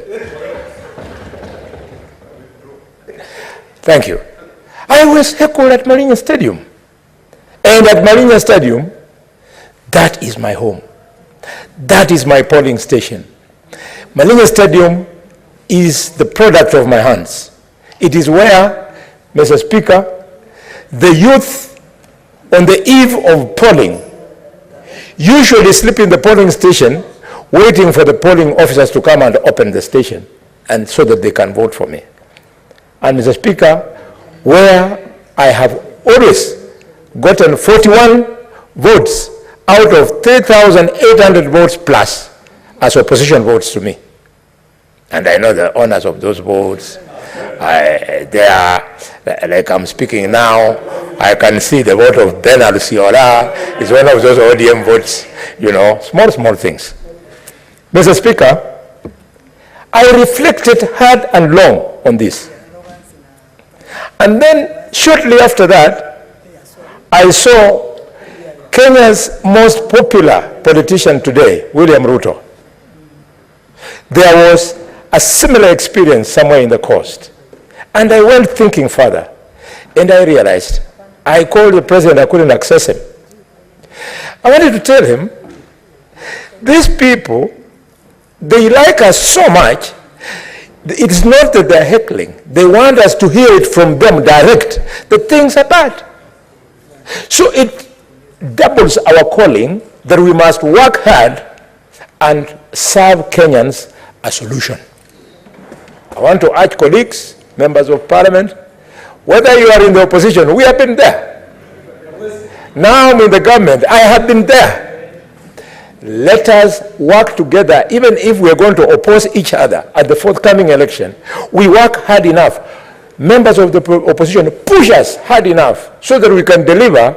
We want to make sure that we come out of this confusion that, as we all know, was occasioned by 2 years of total lockdown on the global market, including, Mr. Speaker, Chwele market in the backyard of the senator for Nairobi, including Lubao market was locked, Kayeke was locked, Mutwapa was locked for 2 years. There was no business. So things will take a while before we recover. I was talking to an economist, Mr. Speaker, and he was telling me something. If it is wrong, Americans, please forgive me. But the economist told me, it was not the economist in the house, the center of Migori. He told me the Americans are the only ones who enjoy the monopoly of printing money. And during the COVID time, they printed dollars and were putting on the accounts of Americans so that Americans could be cushioned from the difficulties of COVID-19 at that time. And he was telling me, he could be wrong, I don't know, I'm just sharing with you a good story of two adults when they are seated in the usual place. He told me, what's happening is that the Americans now, they are mopping out those dollars from the market. And therefore, the exercise of mopping out has made it difficult for you to get dollars.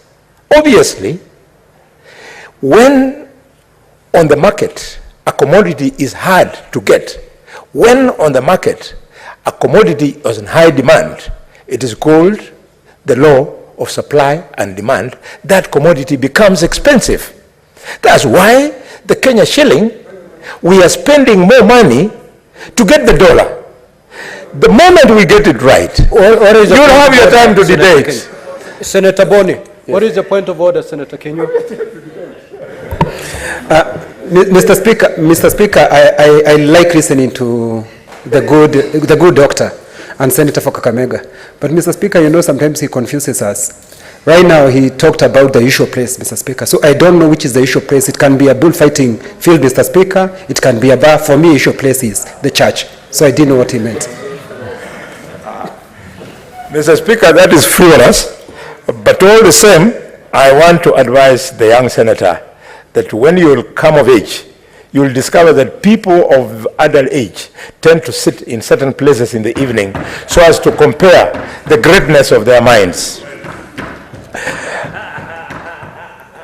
Mr. Speaker, sir, it is because of that principle of supply and demand, the economist was telling me, that we are finding it difficult and finding the dollar very expensive. I'm hoping that he was right. Soon, the depreciation of our shilling will slow down. And I've been following it. I follow it every day. It used to appreciate from the time we took over government. It was appreciating sometimes by 20 shillings, sometimes by 5 shillings, like that. But now it has gone down. In the last 3 weeks, Mr. Speaker, it has been depreciating by cents. Today it was at 0.6. Before we went for weekend, it was at 0.5. Earlier on, it was 0.3. So we're doing well. And we would like to encourage Kenyans that you allow the things that the president spoke to, that we put in place for us to ensure that our country recovers. And by the way, my dear colleagues, able friends from the opposition, we gave you a chance to tell Kenyans how you'd fix it. And you told us we were not doing it well. What were we doing? We were giving cheaper fertilizer. Now down from 7,000 to 2,500. And you told us that could not be the magic bullet. We said beat. So you called big rallies, and I want to thank you for standing down your rallies. And your idea of lowering the food prices was putting cooking pots and sufurias on your heads. That kind of science, as a scientific mind, I can only relate it to mental illness. How on earth? It is not possible. If that is how we are going to teach our children at home, then we might as well outlaw education in this country. Mr. Speaker, the President, therefore, deserves our kudos for his commitment to our citizens. That was not only limited to that, but he also spoke to his commitment to the citizens' freedoms. His commitment, Mr. Speaker, to fundamental rights, and his commitment, Mr. Speaker, to democracy. Nothing is more important.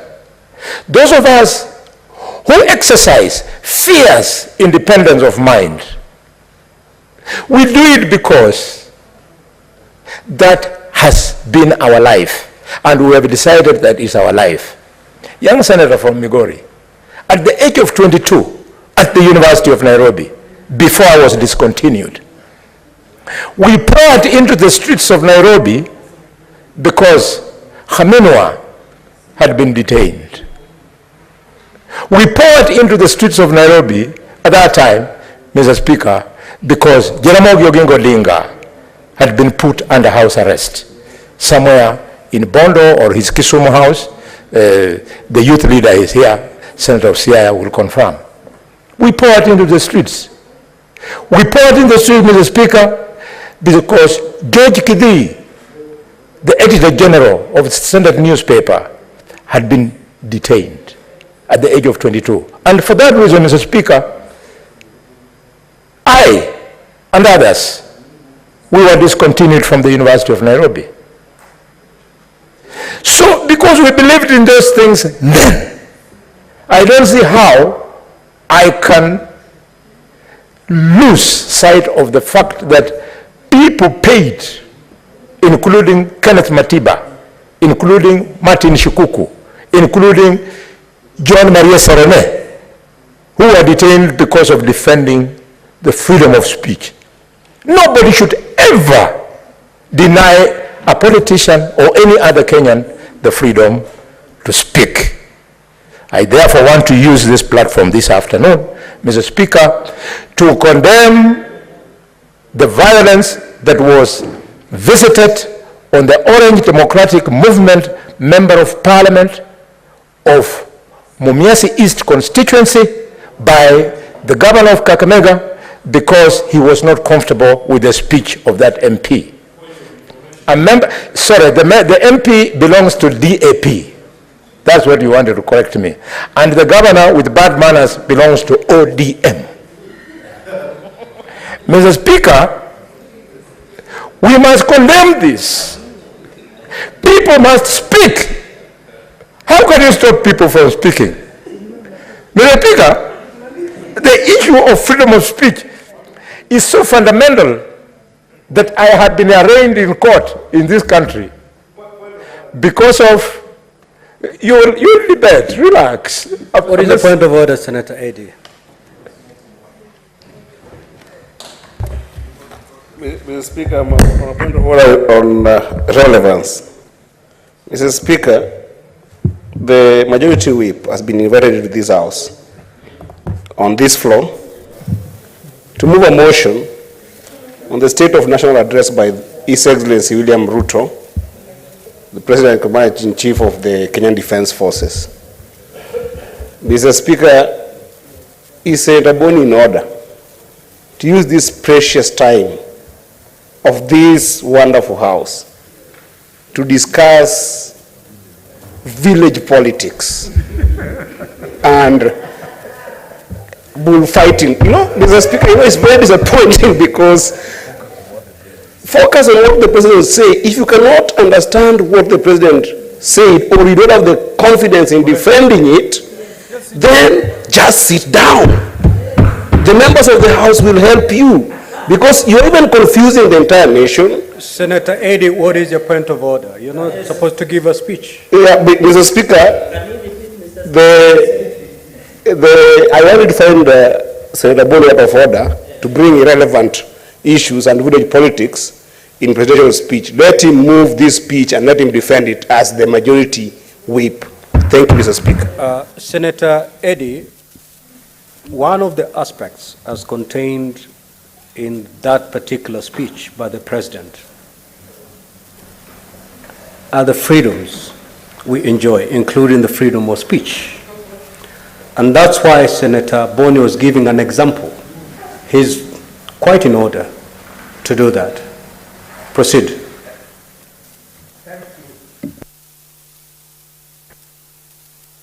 Thank you, Mr. Speaker. Mr. Speaker, I wish to be very humble. My son, it's always good, Mr. Speaker, for refer to your colleague as the Honorable Senator. Mr. Speaker, I'm sorry to call him my son because he has got the handsome, youngish face of Tigana. So I thought he was Tigana, my son. I wish to recall.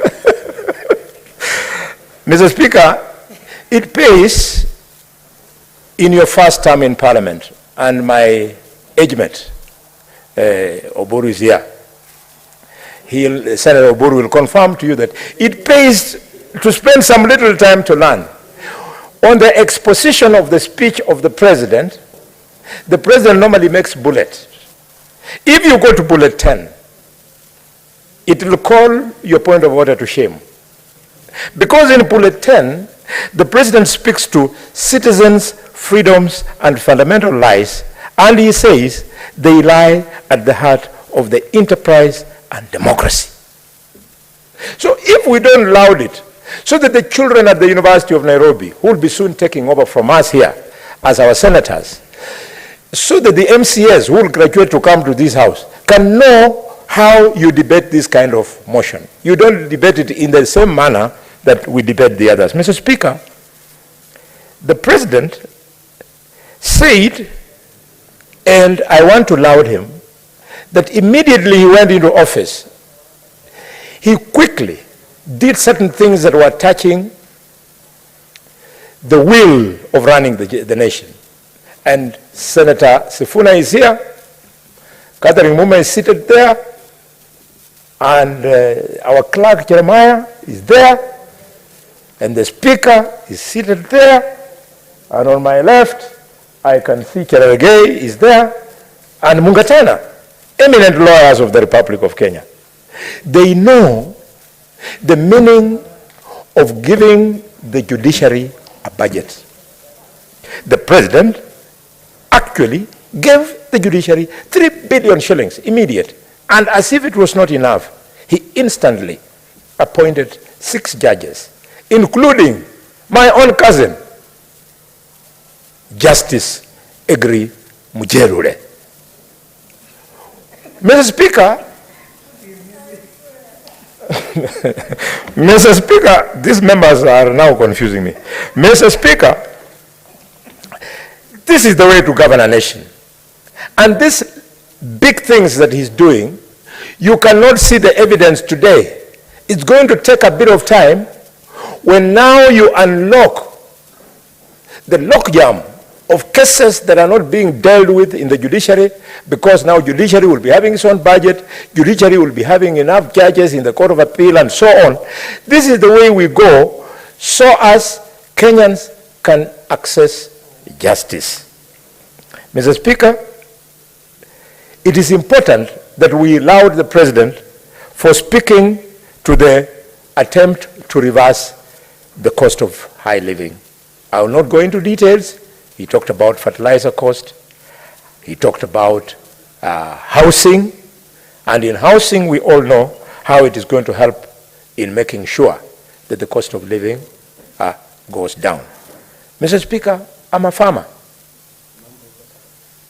I do sugarcane farming, and I do dairy farming, and I do maize farming.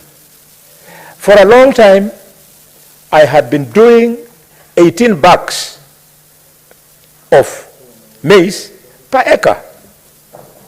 But because fertilizer was cheaper, I was encouraged. I used to avoid buying because I was making a net loss. But because it was only 2,500, Mr. Speaker, I was encouraged, and I'm glad that for the first time, I harvested the center of Siaya 27 bags per acre. A huge difference.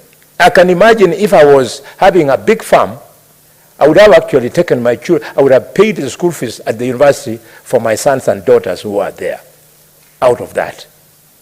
This is what we want to do for our economy.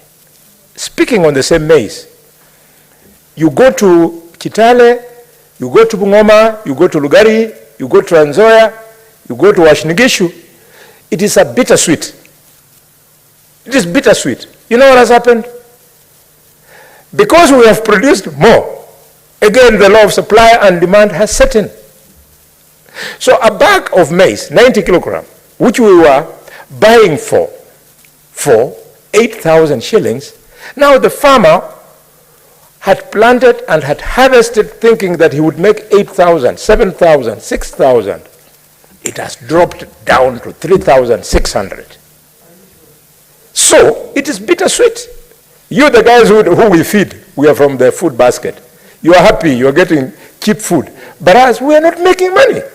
So the principle of guaranteed minimum returns, we want to urge the president and his ministers and his cabinet to ensure that for every crop in this country, be it the maize farmer, the sugarcane farmer, coffee, what have you, a farmer must have a guaranteed minimum return that ensures that for every crop they make a profit. Mr. Speaker, the president spoke on the issue of finance, and elaborately he told us about the efforts he has taken to stabilize the situation. But the telling point, out of the 10 or so points he raised on matters of finance, there was only one point that touched me. He said that the infamous Eurobond that was borrowed by the handshake government and which has brought us a lot of problems. I can see Sifuna is starting to look like he has swallowed a live bee. It's a pity. You were not here at that time. Senator Boni. Thank you, Mr. Speaker. Unwarranted. Please, Senator Boni, proceed to withdraw that particular statement. Mr. Speaker, I wish to withdraw my remark that Senator Sifuna is looking like he has swallowed a live bee. It is not true. You know when you have a live bee in the stomach, Mr. Speaker, you cannot look happy in the face. I withdraw and apologize to Senator Sifuna. But Senator Sifuna is my joking friend, so we always joke together. Senator Boni, if you are done, kindly... No, Mr. Speaker, let me complete the President's speech. I would be failing on my duties if I did not say that because... What is your point of order, Senator Funakuru?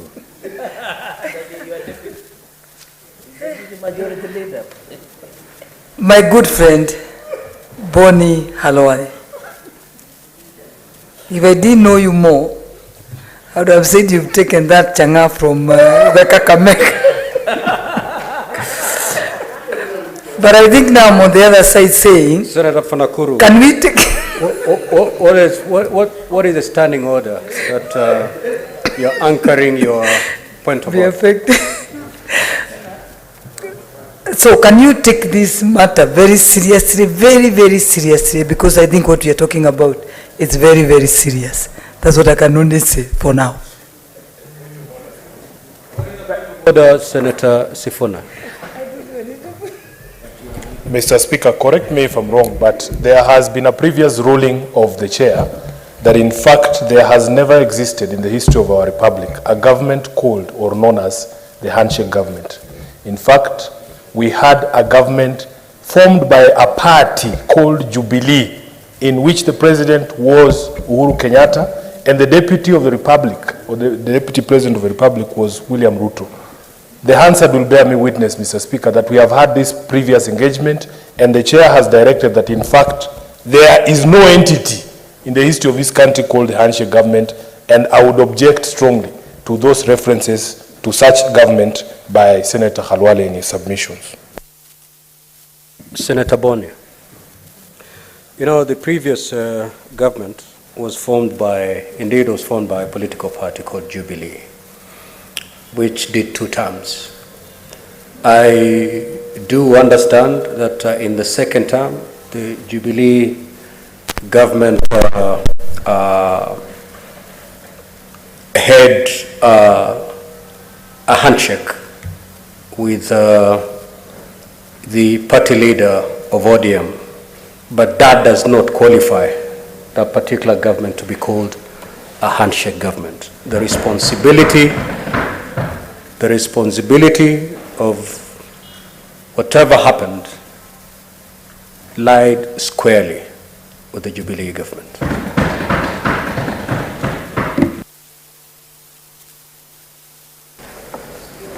Thank you, Mr. Speaker. I stand guided.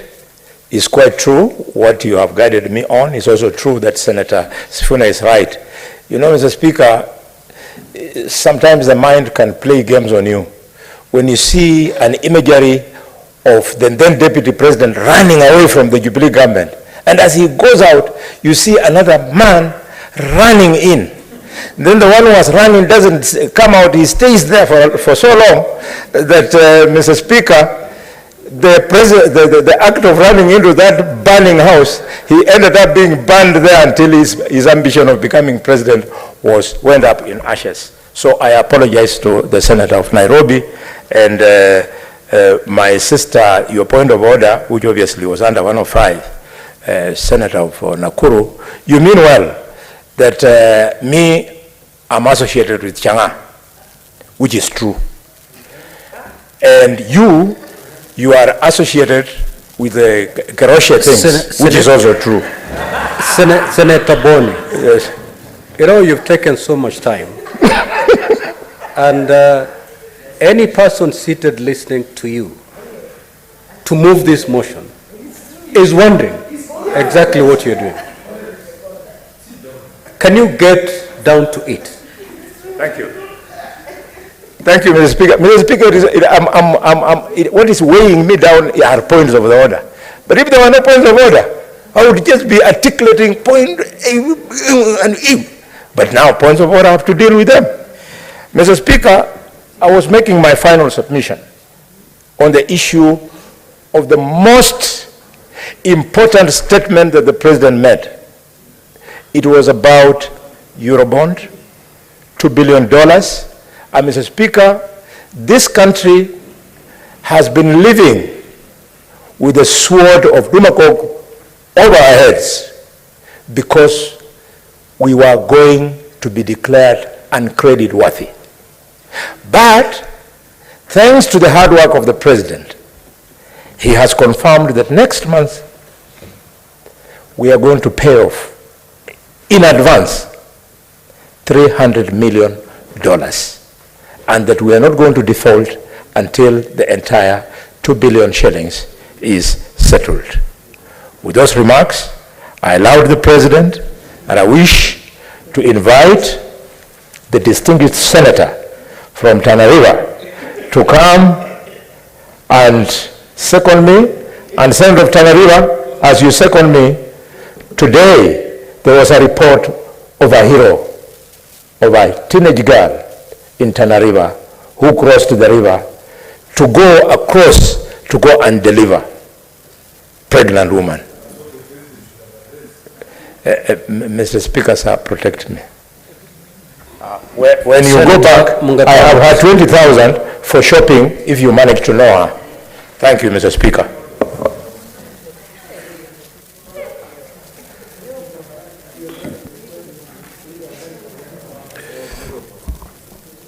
Bwana Spika,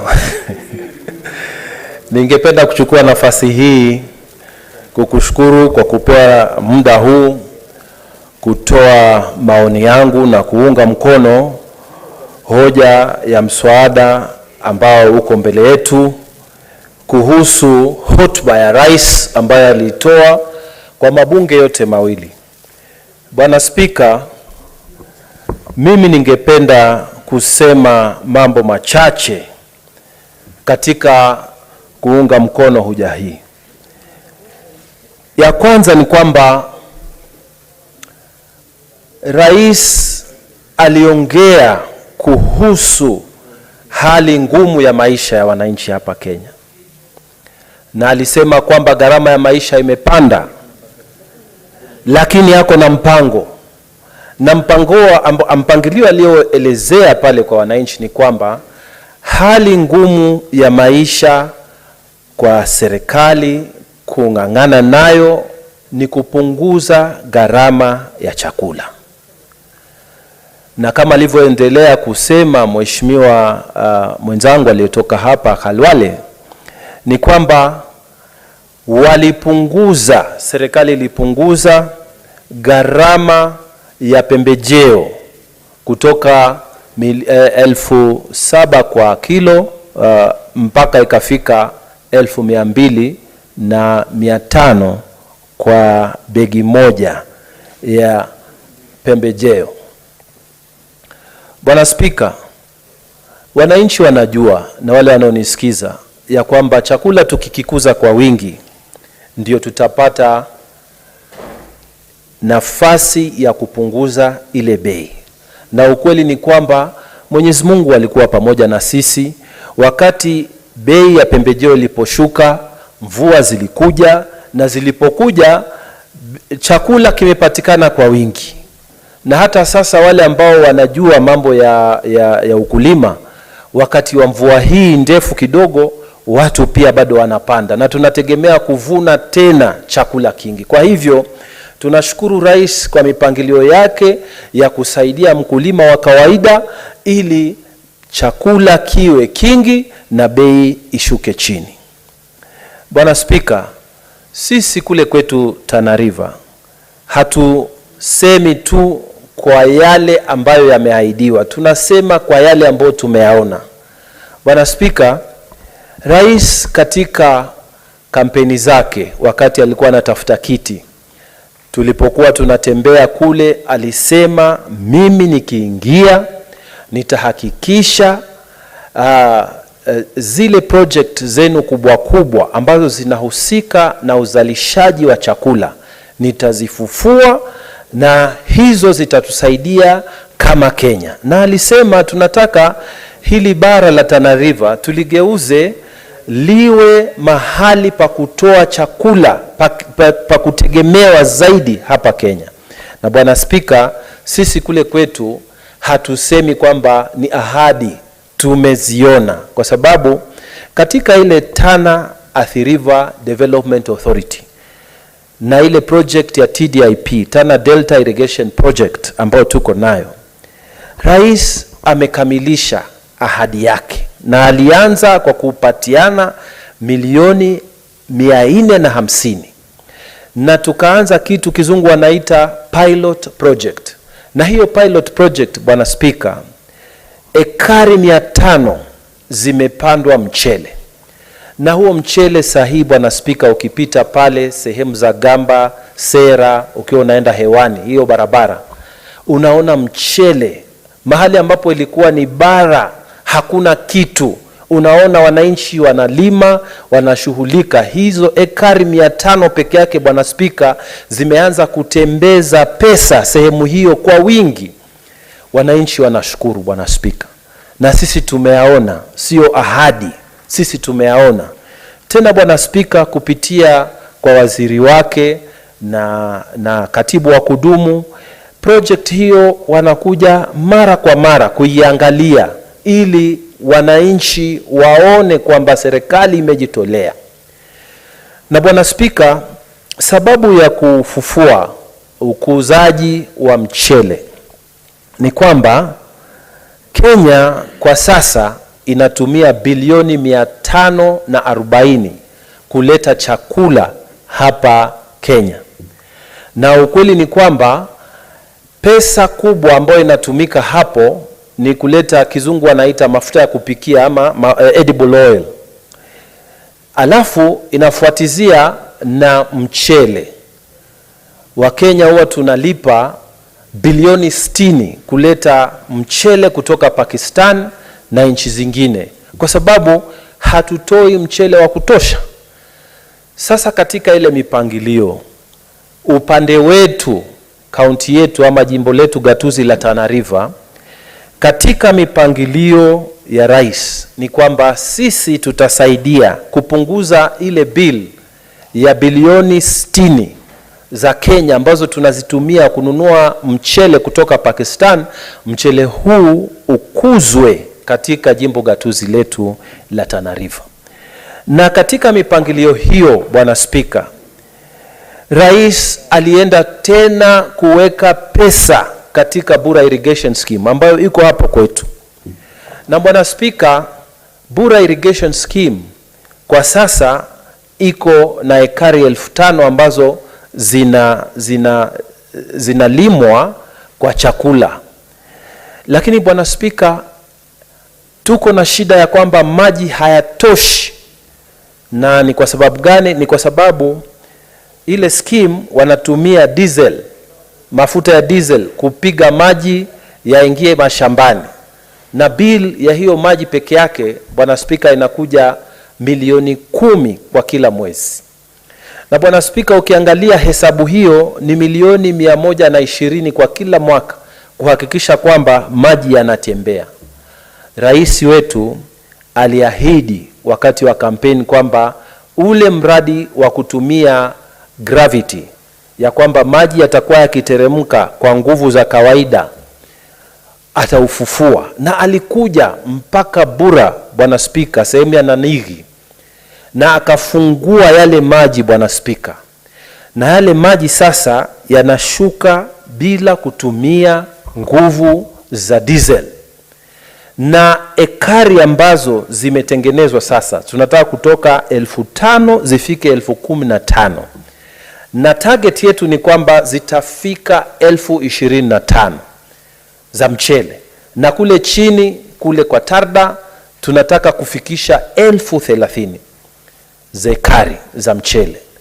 Target ni kwamba Tana River County, ile bill ambayo tunatumia kama Kenya kuleta mchele kutoka nje, shilingi bilioni 60 itapunguzwa, na Tana River itakuwa eneo la kutegemea la kutoa mchele katika Kenya hii yetu. Na tayari Bwana Spika, tunaona mabadiliko. Vijana wameanza kwenda.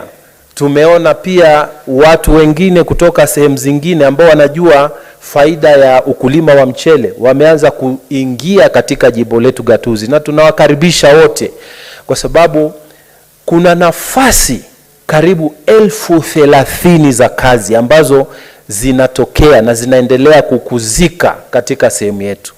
Kwa hivyo sisi tuliposikia rais akiwa anaongea mipango hii ya kupunguza hali ya maisha na bei ya chakula, sisi tunajua ya kwamba ni kweli. Na Bwana Spika, mimi sisemi theory.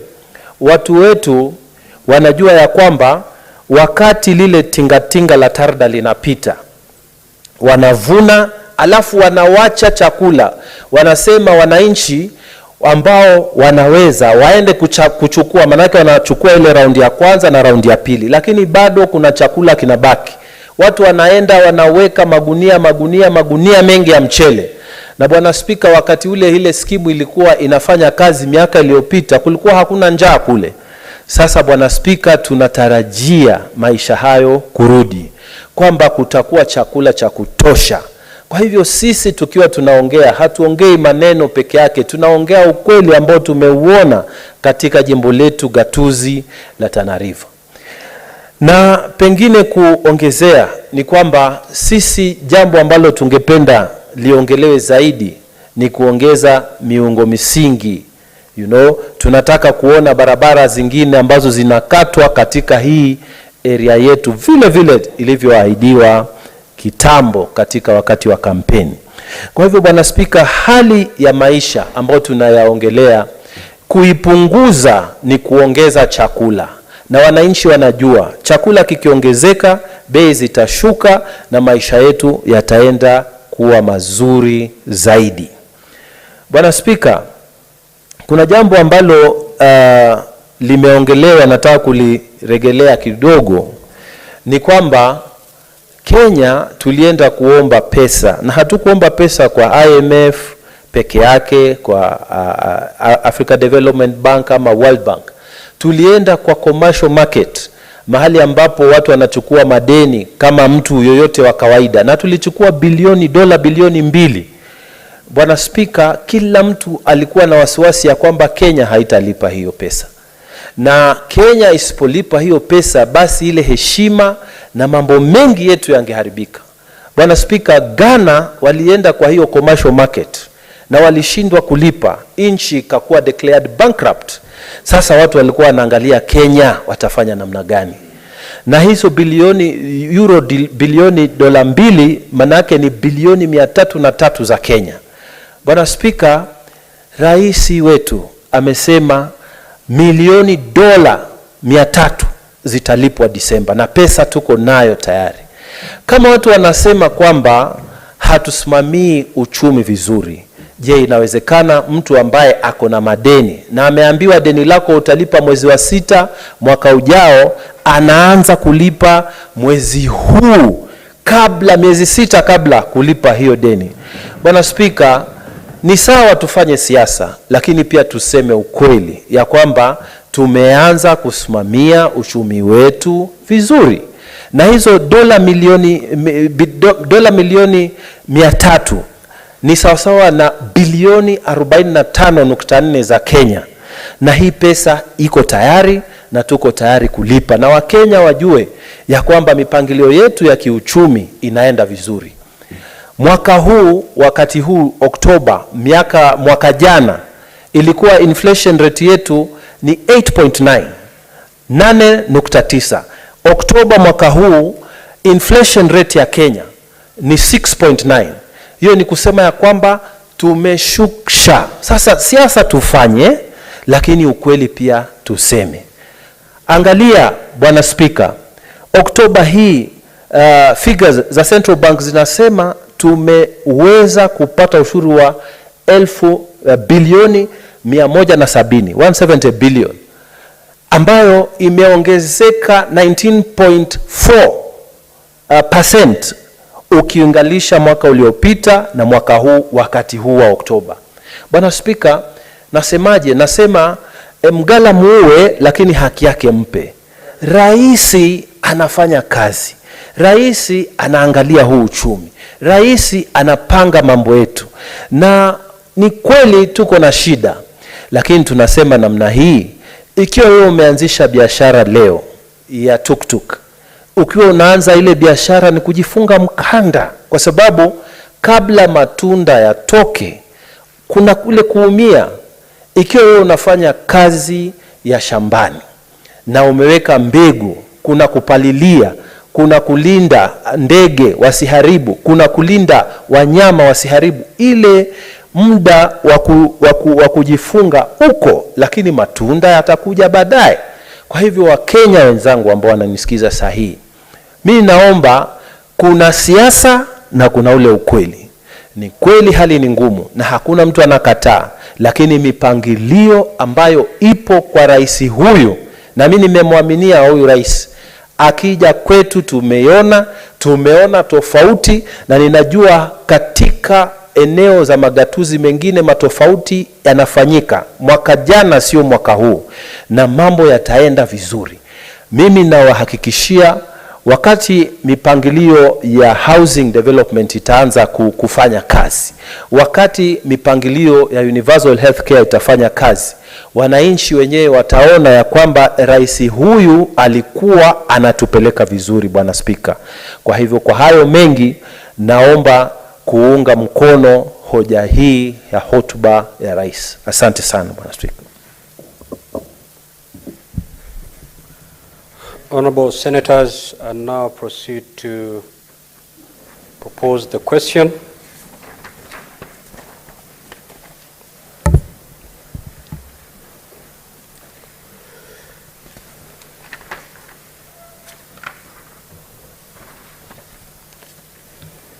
which is that pursuant to Standing Order 25-1, the thanks of the Senate be recorded for the exposition of public policy contained in the address of His Excellency the President, delivered on Thursday, 9th of November 2023, and further that the Senate notes the following report submitted by His Excellency the President in fulfillment of Articles 132(1)(c) and 247 of the Constitution, laid on the table of the Senate on Tuesday, 14th November 2023. 1. The 10th State of the Nation Address by His Excellency the President, delivered at a joint sitting of Parliament on Thursday, 9th of November 2023. 2. The 10th Annual Report 2022-2023 on the measures taken and progress achieved in the realization of the national values and principles of governance. And 3. The Annual Report to Parliament on the state of the national security dated November 2023. Now, Honorable Senators, you may now make your contribution to this motion. Senator Sifuna.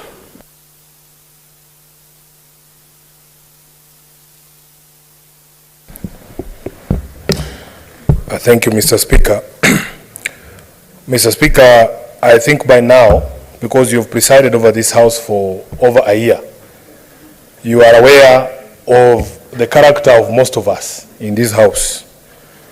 Mr. Speaker, in your communication about the President's address, you reminded this House of the requirement of the standing orders that in an address to the House, the head of state shall be heard in silence. Now, Mr. Speaker, knowing myself and knowing the President, Mr. Speaker, I chose not to attend the President's address to the National Assembly because I knew for a fact that at the first instance where I felt he was giving misleading information to the country, I would not be able to manage myself to keep quiet. I would have been strongly pushed to say something. And Mr. Speaker, I would have run afoul of the rules of this House.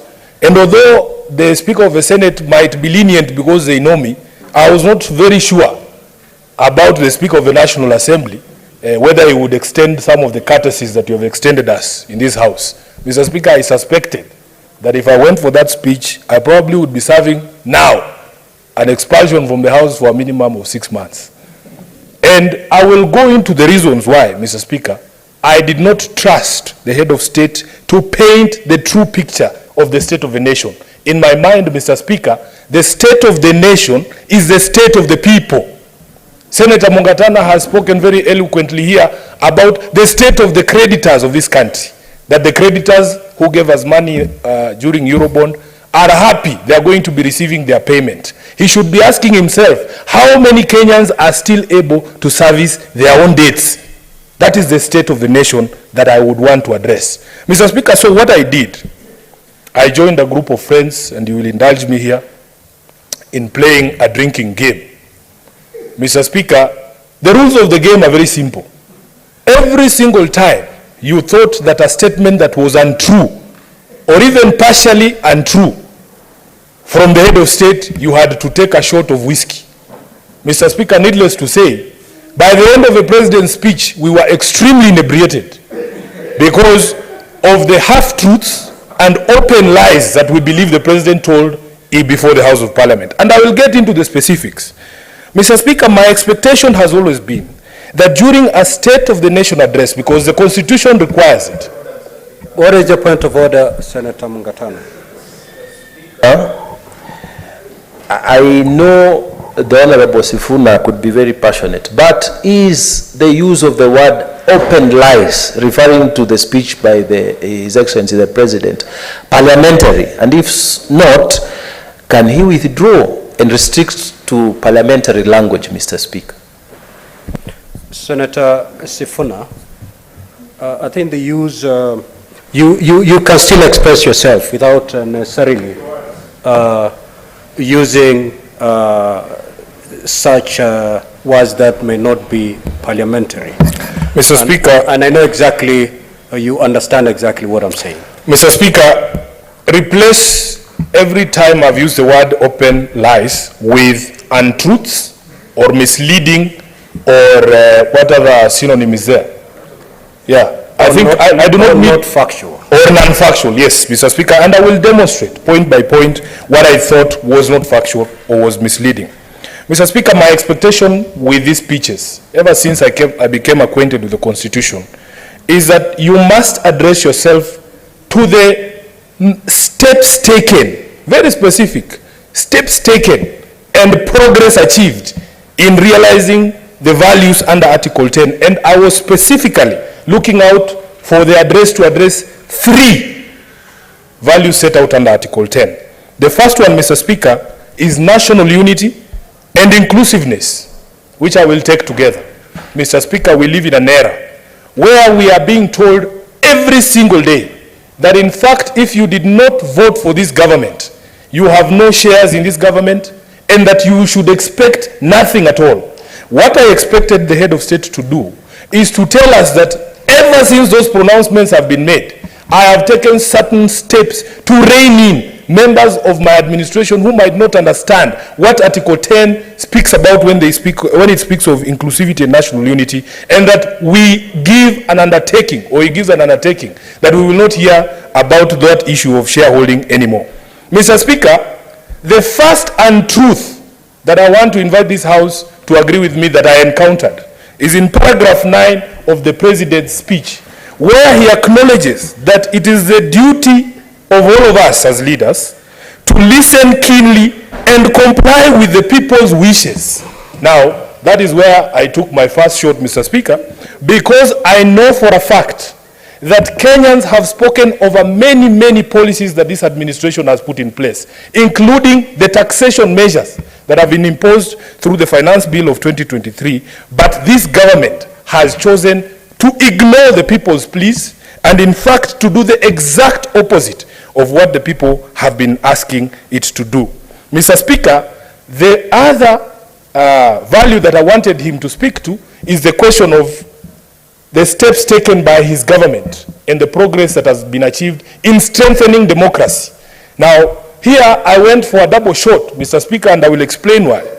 The first reason, Mr. Speaker, and Honorable Kalwale has spoken very eloquently about what their generation did in order for them to achieve the freedoms that we enjoy during this time, Mr. Speaker, including the freedom of speech, and I suspect, Kalwale, even the freedom of demonstration and the right to picket.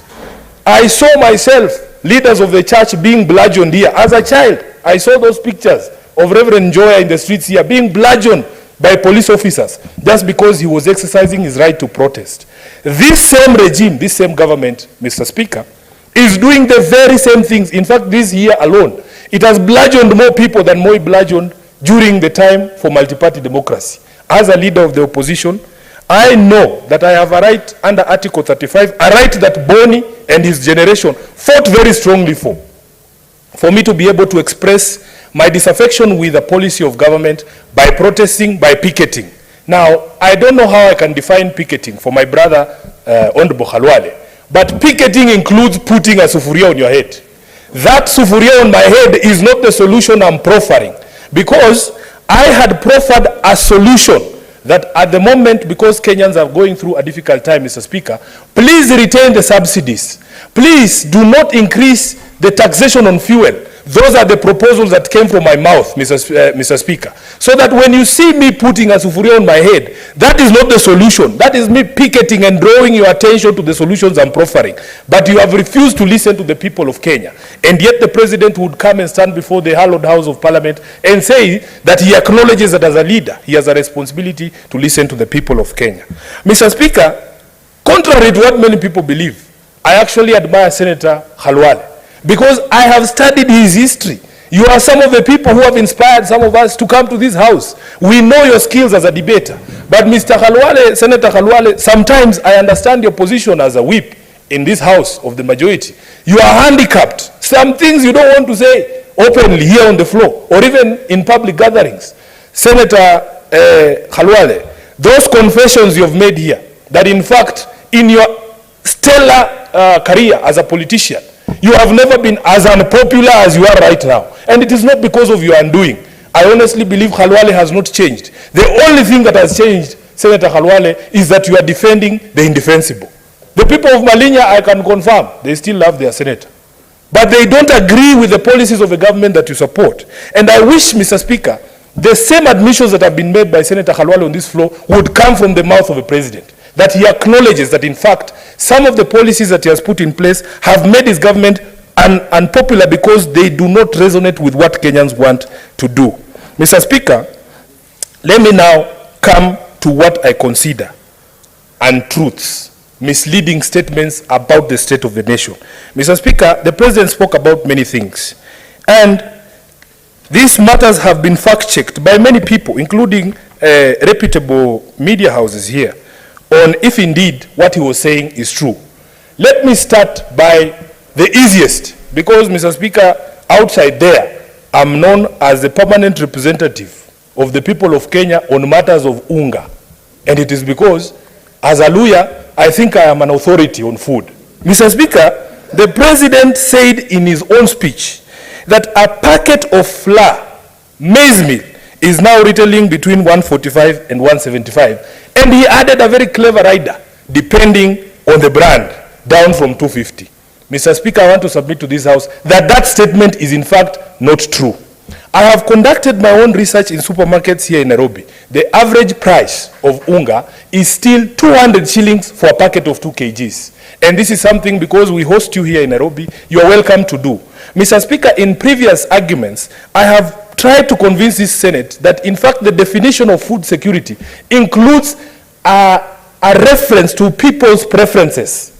If, for instance, my household has been eating jogo unga and I was buying it at 100 shillings and it goes to 250, you cannot then try to convince me to start buying another brand that I have never heard of, that I don't know where it comes from, that now buy this one because it is 150. The preferences of people have to be included in food security. You cannot therefore tell us that depending on the brand you want, you can buy unga at 100. I can assure you, Mr. Speaker, any single thing in this country is contraband, including some of the liquor that we undertook or took during the president's speech in that famous game I've been referring to.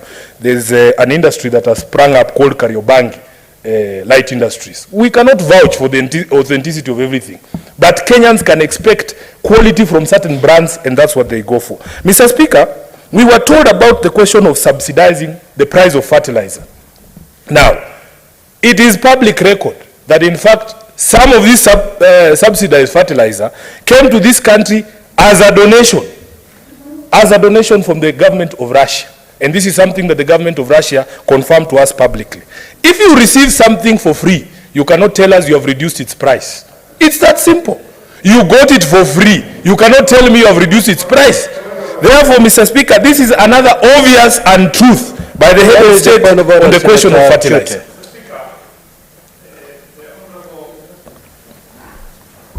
Honorable Senator is misleading this House. He is talking about free fertilizers. Can he provide evidence, table this evidence before this House? Senator for Nairobi, can you substantiate your claim? And if you cannot, you proceed to withdraw it. Mr. Speaker, I will request for time to table evidence from the speeches from the leadership of the Federal Republic of Russia, that they in fact gave a donation of fertilizer. So when do you intend? So give me time. You can give me until tomorrow. I will table tomorrow. It. Absolutely, Mr. Speaker. Let me proceed to something else that I consider. What is the point of order, Senator Boni?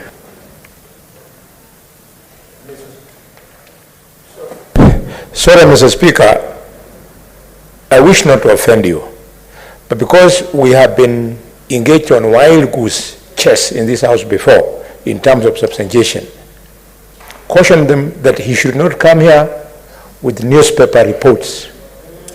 He should come here with evidence, authenticated extracts of speeches of the leadership of Russia, which we know. Senator Boni, you cannot teach the chair on what to communicate. I know exactly what amounts to a substantiation, and whatever the senator will bring must, of course, meet that standard. If it won't, the chair will rule. Proceed, Senator Sifuna. Thank you, Mr. Speaker. There is another half-truth, Mr. Speaker, that was spoken on the floor of the House, that in fact 56,000 new teachers had been employed this year alone. Now the problem there is that on the face of it, it appears like the head of state knows what he's talking about. But data from the TSC itself indicates that up to 80% of that 56,000 teachers were hired on short-term contracts, Mr. Speaker. And only 20% of those are permanently employed. That is something you need to say to the state, to the nation, so that we know the true state of affairs when it comes to the hiring of our teachers. Mr. Speaker, let me continue.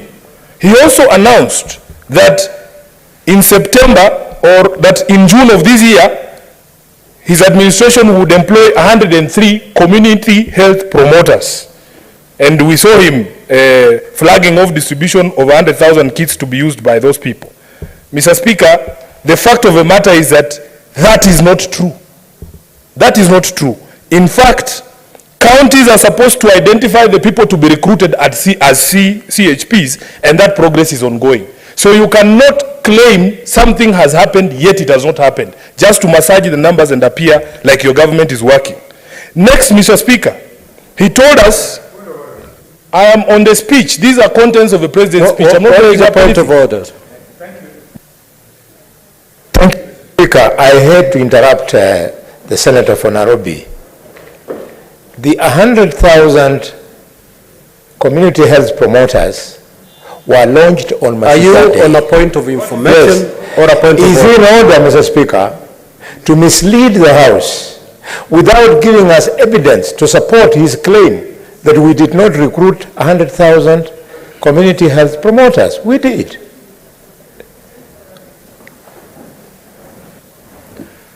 Mr. Speaker, Sifuna, is your assertion factual? Mr. Speaker, I represent a county. If indeed... I represent a county. Senator Sifuna, if it's factual, let it form part of those factual claims that you... Please, I will substantiate whatever is required for me to substantiate, because, Mr. Speaker, the truth is the only weapon we have against the lies that are there in the world. Mr. Speaker, let me go to the question of recruitment of healthcare workers. Told us 20,000 healthcare workers have been employed. This one is also not true. In fact, the reports we have are that only about 1,200 interns were deployed to hospitals since the beginning of the year, not the 3,394 that the President spoke about. Let me conclude, Mr. Speaker, on the question of Wi-Fi hotspots. And this one, if you want me to substantiate, I will take you to the hotspot. We were told that he has set up Wi-Fi hotspots across the country, including here in Nairobi County, in markets such as Muthurwa and city markets. This one, I will just invite you to carry your devices to city market. It is walking distance here, Mr. Speaker. And you will see that, in fact, those things do not work. Finally, Mr. Speaker, the famous one of Hustler Fund. Senator Sifuna, are you saying it wasn't, it's not working, or it wasn't provided? Mr. Speaker, I have told this House on previous occasion that, in fact, I was there. I have 20 minutes. Mr. Speaker, I was present with the CS for ICT at City Market on the day of the launch. Weeks later, I was being called by traders there that thing no longer works, and that is the current situation today. Mr. Speaker, let me finish with the question of the Hustler Fund. First, people need to understand one thing, that what Mama Mboga needs is the purchasing power of their customers to grow or to be retained at the level at which it was. It is pointless for you to give Mama Mboga a loan to expand, quote unquote, their business, and yet you are raiding the pockets of our customers in a way that it is impossible for them to spend money at Mama Mboga's stall. Number two, Mr. Speaker, the CBK data shows that the default rate of the loans borrowed under this Hustler Fund is higher than the ones of commercial banks. Mr. Speaker, of the 10.2 billion shillings that is outstanding. What is your point of order, Senator Veronica? The Senator for Nairobi, Senator Sifuna, in order to indicate that the default rate is as he's reading. Should he not issue substantiated reports, Mr. Speaker? These are based on facts, and we are allowing too many things to pass, Mr. Speaker, without demanding for accuracy of the information that is being given to this House.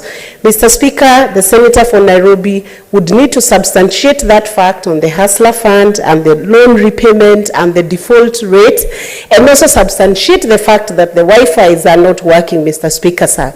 And to substantiate on the Wi-Fi, he will need a technical report to actually show, to actually express that these Wi-Fi's are not working. Mr. Speaker, I am aware that those Wi-Fi's are working, even the one in Nairobi. And if it is not so, then let him bring a substantiation report based on fact, technical, Mr. Speaker.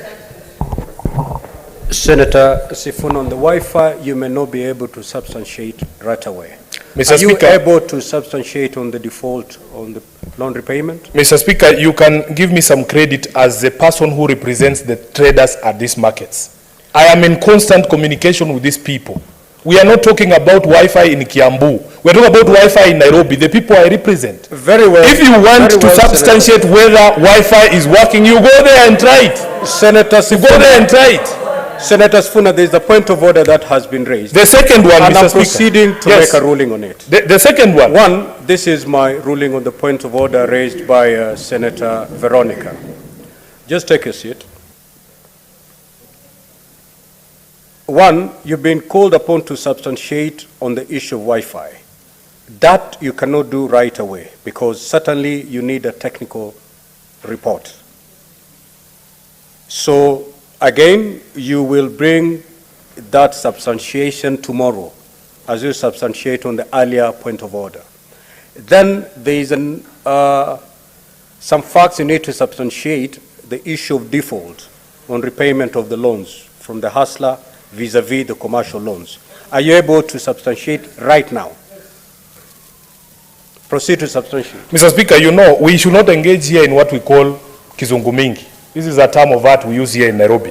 That when people are unable to explain to the wananchi what they have done, they want reports, technical reports. What technical report does a trader in Muthurwa need to know that when he tries to log in, the thing is not working? On the question, yes, on the question of the default rate, Mr. Speaker, these are the figures from the CPK.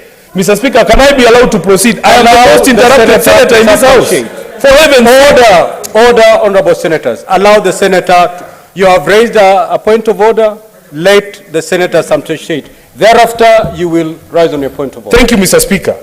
Now, the question of the default rate is a question of math and your capacity to comprehend math.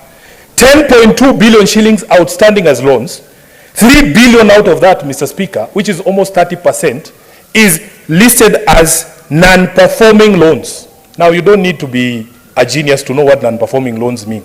Then you take that figure of 30%, Mr. Speaker, compare it with the figure of default in commercial banks. You will see which one has a higher default rate. And I will provide that evidence, in fact, tomorrow, of what the current default rate for commercial loans are vis-a-vis the default rate. That's exactly what that is very simple for me to do, so Mr. Speaker. So, Mr. Speaker, let me conclude. What is the point of order, Senator Kenywa? Mr. Speaker, the Senator of Nairobi cannot assume or pretend, Mr. Speaker, he monopolizes Muthurwa market. The President of the Republic of Kenya, William Samoei Ruto, represent those people. They voted for him the way they voted for him. So he cannot pretend by saying, every time he's standing here to speak, Mr. Speaker, to say represent those people. They call me every day. They call the President as well. They call us as well, Mr. Speaker. What is the point of order? The point of order, Mr. Speaker, is 105, Mr. Speaker. He's misleading this House. Senator Sifuna, in reference to the people of Nairobi, you have to know that the people of Nairobi voted for 6 leaders. All those 6 leaders represent the people of Nairobi, including His Excellency the President. Kindly proceed. Very well, Mr. Speaker. It is also important for you to note that of the 6 people who were elected in Nairobi, I received the highest votes of those 6 people, including more votes than the President in Nairobi. So I speak for more people than him. Mr. Speaker, let me finalize by saying, unfortunately for me, I don't get the privilege of putting, televising my telephone conversations with the traders in Muthurwa and the traders in the other markets, Mr. Speaker, like the president was pretending to do. But the truth of the matter is these people communicate with their leaders. Let me finalize, Mr. Speaker. Senator Sifuna, you need to start using parliamentary language. What's unparliamentary? You know, when you say the president was pretending. Mr. Speaker, that was obviously a staged call. Everybody can see in the video. It was a staged call, and we should call it for what it is. Senator Sifuna, I'm guiding you. If you proceed in that manner, you know exactly what will befall you. Proceed. Speaker, let me finalize by addressing the question of some of the reasons that the president gave for what tribulations Kenyans are going through. And Mr. Speaker, for the first time, the head of state acknowledged that events outside of Kenya have a bearing on the state of the nation. And he cited the Ukraine war. And Mr. Speaker, of late, we are hearing that in fact, the war in Gaza might even affect the prices of fuel. This is a radical departure from the position that the president took during the campaigns. He, in fact, dismissed any involvement or any role of outside events, including the war in Ukraine that began before the election, in the state of the nation. That he has chosen now to turn and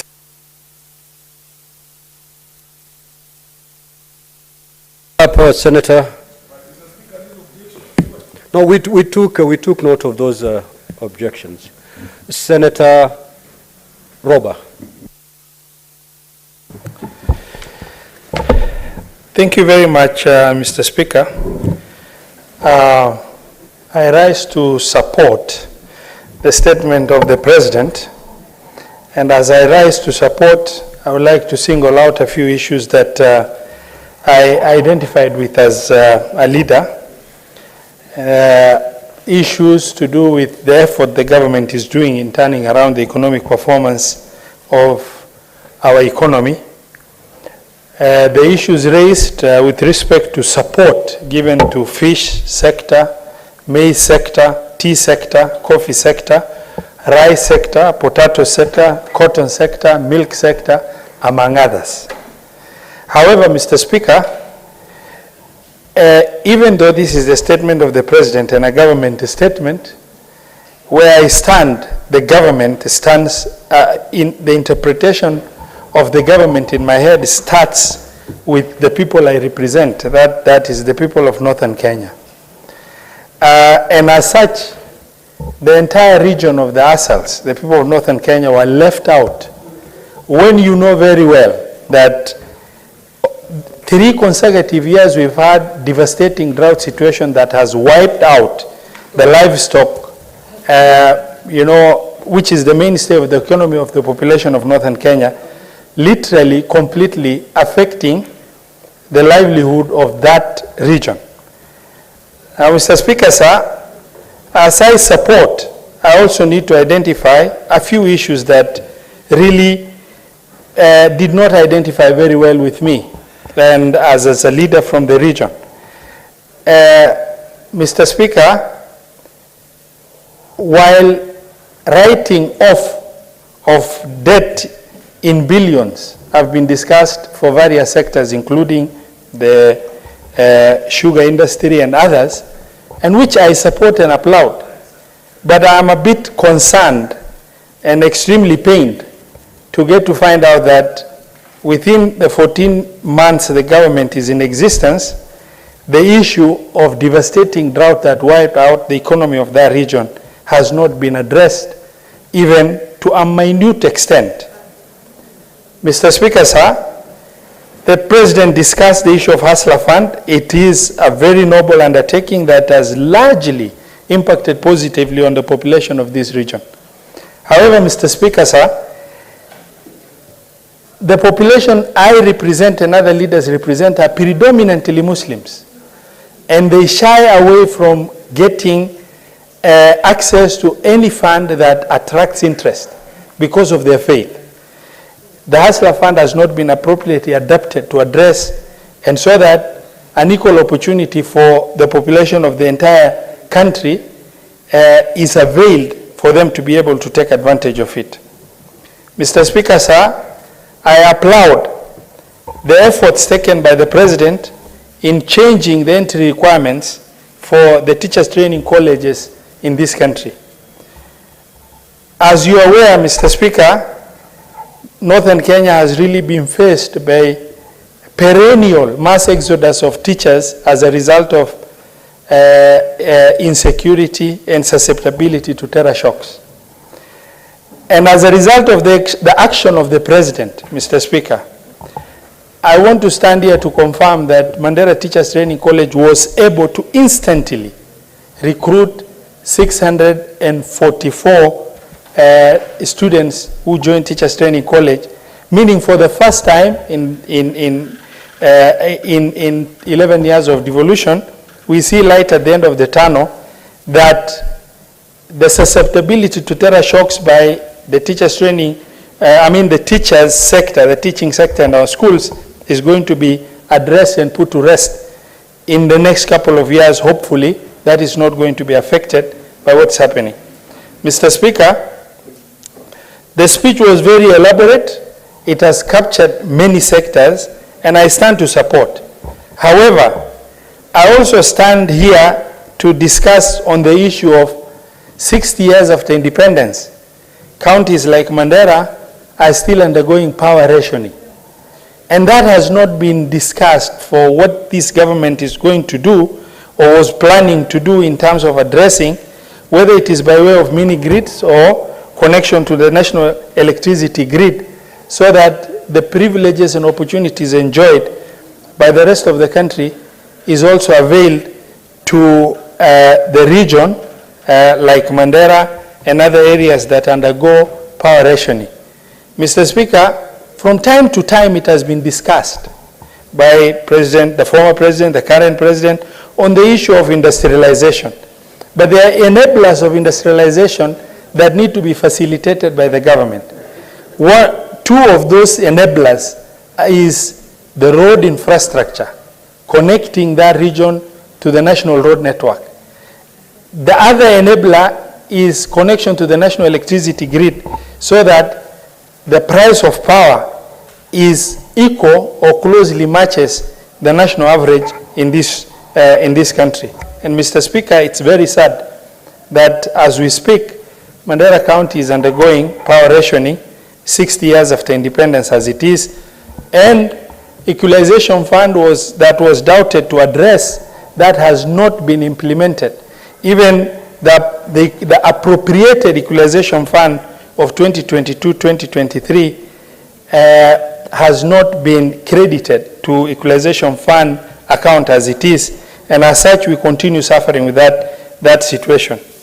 Mr. Speaker, sir, just today on the platform, the information platform of Gate 411, it was announced that CS Kindiki, the Cabinet Secretary for Interior and Coordination of National Government, announced as at today, what is reported, not unreported, 46 people have been lost to flash floods from the ongoing El Nino devastation that is ongoing. Mr. Speaker, sir, as we stand to listen to the President, and it's very unfortunate the President was misinformed, and he stood up to say that El Nino is no more, and I know the head of Meteorological Department has apologized for that misinformation. However, in the State of Nation address that is supposed to touch and create and give hope to population of this country, roads have been cut off in regions where we come from. And flooding has really affected hundreds of thousands of the population in our region as a whole. And the President's speech fell short of creating hope and discussing the impact that El Nino phenomenon is causing in our region. Mr. Speaker, sir, the entire speech, as I share the gaps in the speech, and thank you very much, Mr. Speaker. Senator Crystal. Senator Sige.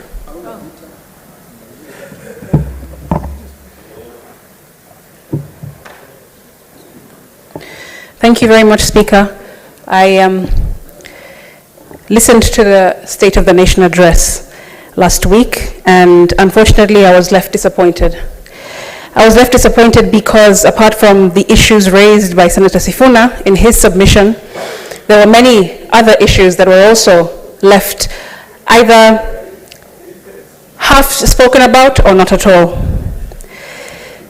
Mr. Speaker, the State of the Nation address I spoke with to a group of Kenyans across the weekend, and they described it as being similar to the moment you let visitors, or you invite visitors to come to your home to visit you.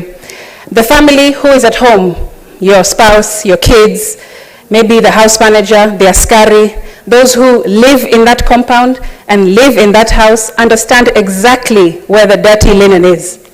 They know exactly every nook and cranny in that household. But when visitors come along, everything is hidden. Things, shelves, you find the shoes inside the microwave, you find t-shirts thrown behind the headboard in the bedrooms. And that was what they described this address as being. The sovereign power, Mr. Speaker, knows what is happening within our borders. Kenyans know exactly what is happening. The embassies within our borders also know what's happening. But this speech seemed to be catered to those communities, the international communities outside of Kenya, who may not really understand the intricacies and the true picture of what Kenya is going through today. Mr. Speaker, I also want to reiterate what has been said here, which is a quote taken from this address. It says, "Our duty as leaders is to listen keenly and comply with the people's wishes." Unfortunately, that has not been done. In fact, a lot of the people's wishes have been deliberately sidestepped and shelved and ignored just to make way for other interests and agendas to move forward, Mr. Speaker.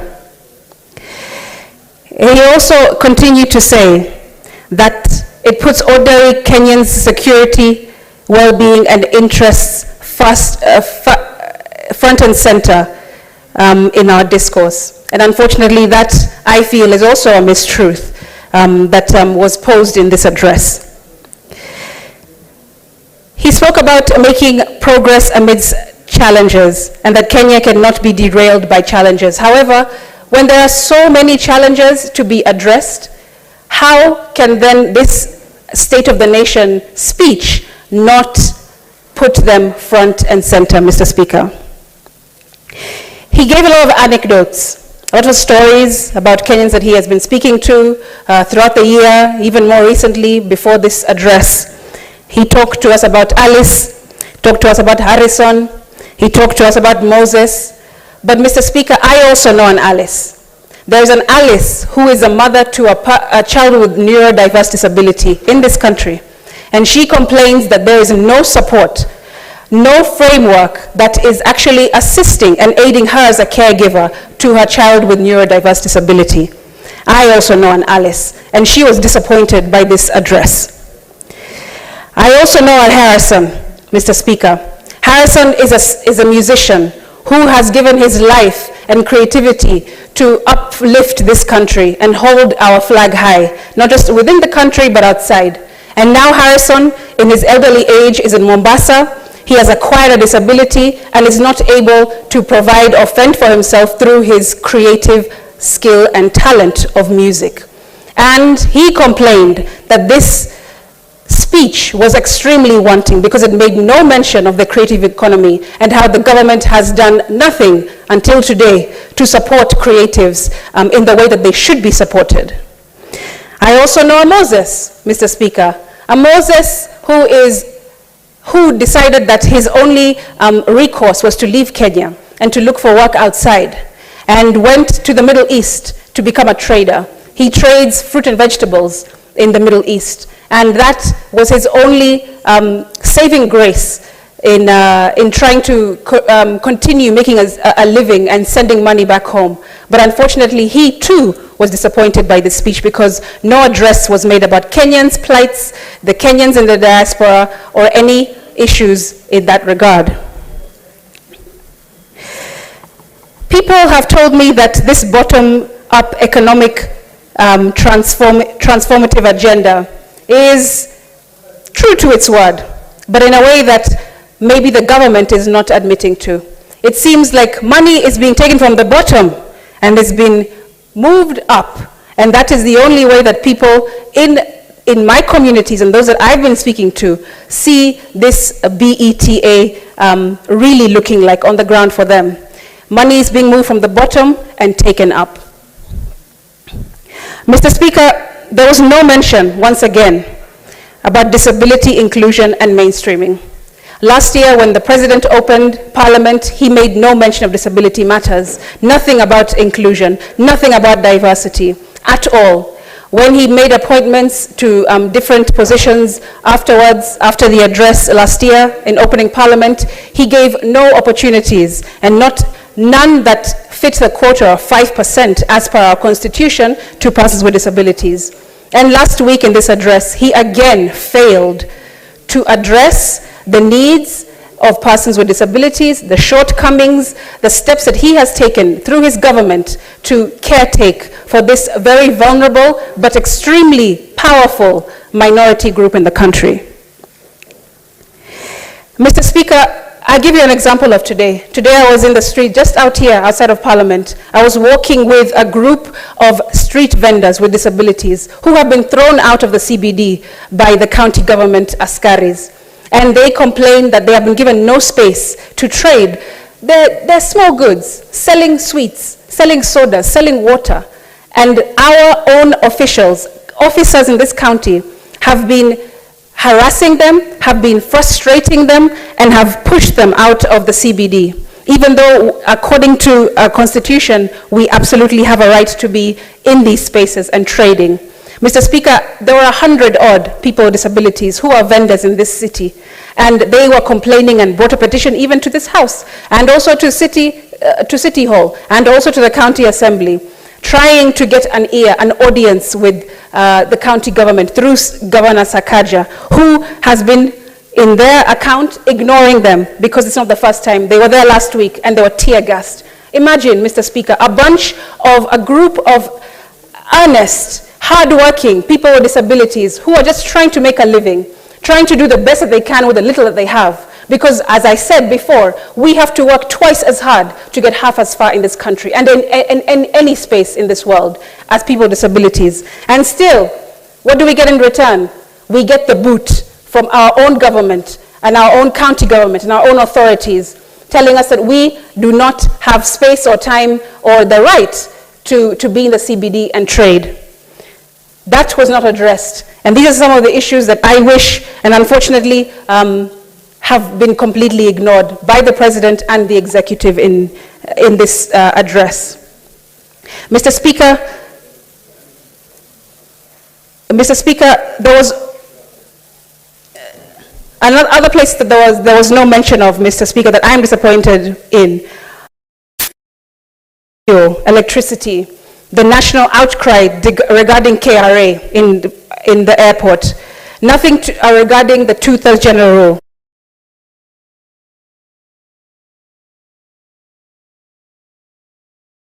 Government has addressed IT and digitization without gaps being filled regarding cybersecurity. None of those things were addressed. Absolutely, I want to, unfortunately and very painfully say that there are millions of Kenyans who are dissatisfied and disappointed in this address. Mr. Speaker, it was extremely short. They say that it's the shortest address that has ever been given. And I, at the beginning, wondered why. But as I continued to listen, as I continued thereafter to speak to people, real people, the way that the President says that he also spoke to real people, as I did my research, I also found that there are millions of people with disabilities, youth, women, and Kenyans across this country who are also disappointed. And that is the true state of the nation. I thank you. Senator Abbas.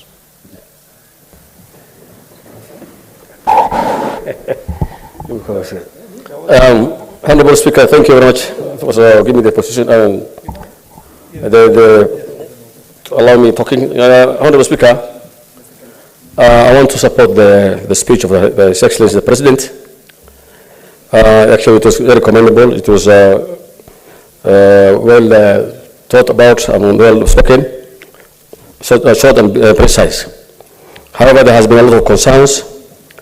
When you go out there to the public, you can hear that the people of Kenya are expecting that the President should have talked about, the immediate issues that really affected the life of the people of Kenya.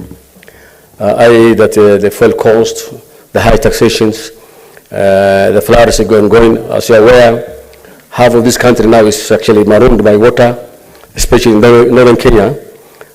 People have now been all stand all over. There's food scarcity now. The vehicles cannot be able to move. All the farms have been destroyed. Animals cannot even graze because over there they have been covered by water. And then I think we expected the President to say about the emergency issues, that interventions, that people are going to require support. You need to require, the Ministry of Transport to go there, and roads. At least they can open up the roads, but that has not happened. And also, one other thing that I want to commend the President is that, in the agriculture sector, I think that thing has put a lot of emphasis on the agriculture sector. The funds for the coffee, the tea, the soft fertilizers. But one other thing that has been left out, in the pastoral areas, about 15 million Kenyans depend on livestock. And actually, livestock economy actually not well improved since independence. In the past, they used to have livestock banking systems. Animals have been sold on times. People used to pay their school fees. They used to depend on animals. But however, because of the current drought, many animals died and perished last time. But we expected at least a program to recover from the drought. That we expected that pastoralists or northern Kenya expected them to be at least be told the way the farmers in the coffee farmers and the maize farmers have been given subsidies and given supported. We also expected that we should be able to get some subsidy, support, financial support, where people's livelihood can be regained. The farmers are given animals to restock and money for restocking, drugs, because as it is now, because of the floods now, we expect a lot of the animal disease to occur. Rift Valley fever might not, I think it might be there. Many other diseases, livestock diseases, and even human diseases, that we expect people to get a lot of issues, diseases to come up. And I think we need to have at least immediate measures to intervene. One other thing I want to talk about is actually that the timely debt to the government, I think that is commendable. That I think the President and the leadership of the government is under the leadership of His Excellency the President is taking so much concern on unpaid debts and accrued debts and all these things. And now that in the speech that we have been told that the President is saying that he's at least paying the money, the country is paying the money owed by the various donors and the various creditors. I think it's a very good move. This country is actually dwelling with a lot of debts, and we need to reduce our debts so at least we can be able to start fresh and be able to improve our GDP and our economy. One other thing is actually I want to comment is that the savings, the hustler fund, and all these things is a very good move. However, this has not trickled down so much in the rural areas, especially in far-fetched areas in the northern Kenya, that we are not beneficiaries of these things because of the religious aspect, and that these things involve some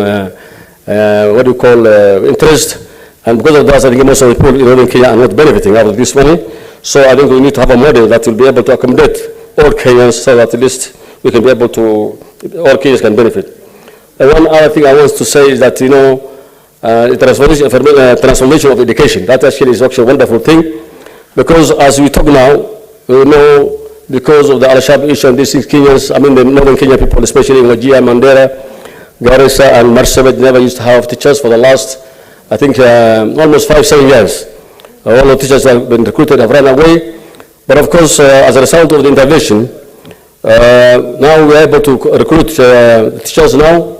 And we are hearing, as my colleague said from Mandera, the senator from Mandera, that the council have taken up the initiative to train their own teachers. And I think now there are almost 2,000 students who have already joined the training colleges and the universities. So at least by the time in the next 5 years, these counties will be able to have enough teachers in their own. I think this is a good move. I think one other thing is that I want to comment is that the cluster issues that have been obstacle to the training of teachers has now been moved. And subject clusters are there now. Wherever we C+ can now do a diploma. And I think this has given a leeway for us to train our own teachers and enough teachers. I think that's a very commendable thing. One other thing is we are actually raising concern, the student-centered financial support. This is a very good actual move. However, this has not been well done because we need to do more study. We need to see how effective this will be because I'm seeing there's a lot of concerns and complaints from the students who have joined university right now. They're all stranded and they cannot be able to pay their fees. Most of them are now almost dropping out. I think we need to look to go back to the drawing table so that at least we can be able to know how best this thing can be, people can benefit, the student can benefit. As it is now, I think there's no clarity on the whole issue. One other thing is the universal health care. This is a wonderful move. I think the Afya Nyumbani is a very good move whereby 100,000 community animal workers have been, community health providers have been trained and actually deployed. However, we need to give them at least enough facilities. You know, some of the areas in the northern part is actually so much undeveloped. The roads are actually a problem. Like this time you can hear, this morning I was seeing a paper that where a mother who was in labor had to swim across a river to go and listen, to get support to deliver. And I think so that mother has taken risk with her child. And I think that should have been in the river, and I was not impressed. But however, we need to get at least enough facilities to promote and to facilitate these health workers. One other thing is we need to the storage facility for those drugs should be provided. And all in all, Honorable Speaker, one other thing is actually that we need to address is actually this country needs to heal, this country needs to come together, this country needs to move forward. And I think that is actually the aspect that the President has not said much about it. And the one other thing is actually the biggest challenge we have. If you go out today, this government is almost getting unpopular because of, the high cost of living. I think the President should have addressed and actually said that this is how we want to handle this, the high cost of living. With those few remarks, I beg to support. Senator Muma. Thank you, Honorable Speaker, for the opportunity to contribute. Honorable Speaker, can Senator Cherarkei and sit down? He always causes chaos when he comes to this house.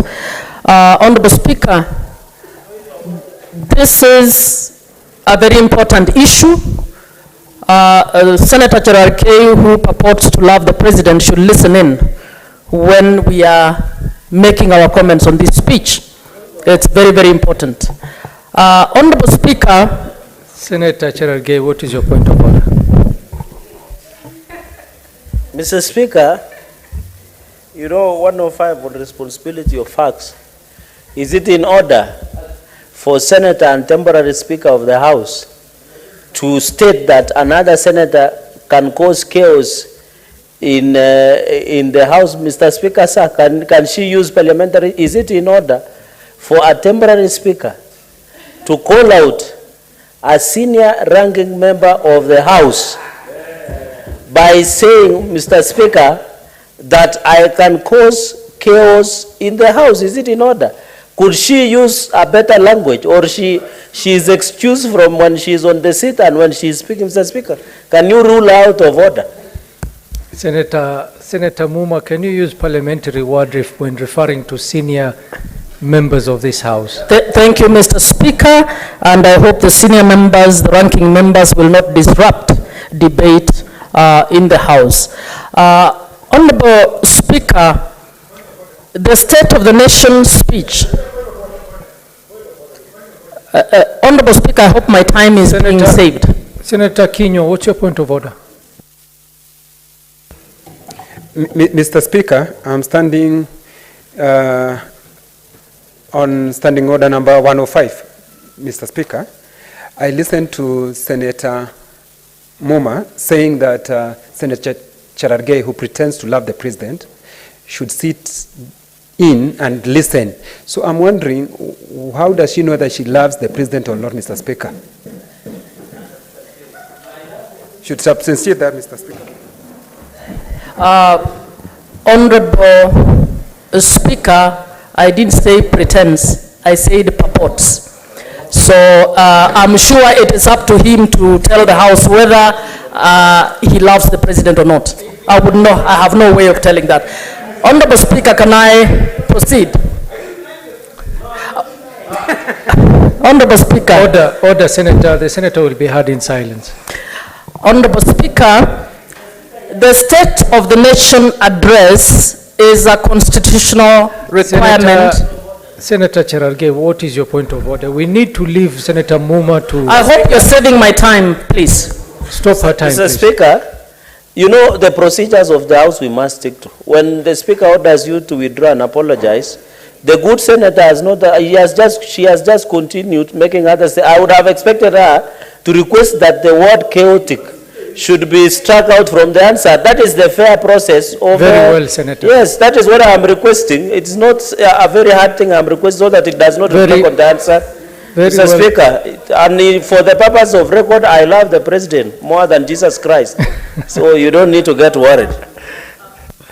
Honorable Speaker, I would want to withdraw the word chaos, causing chaos, and replace with the word disrupting the House. Very well. Which I did.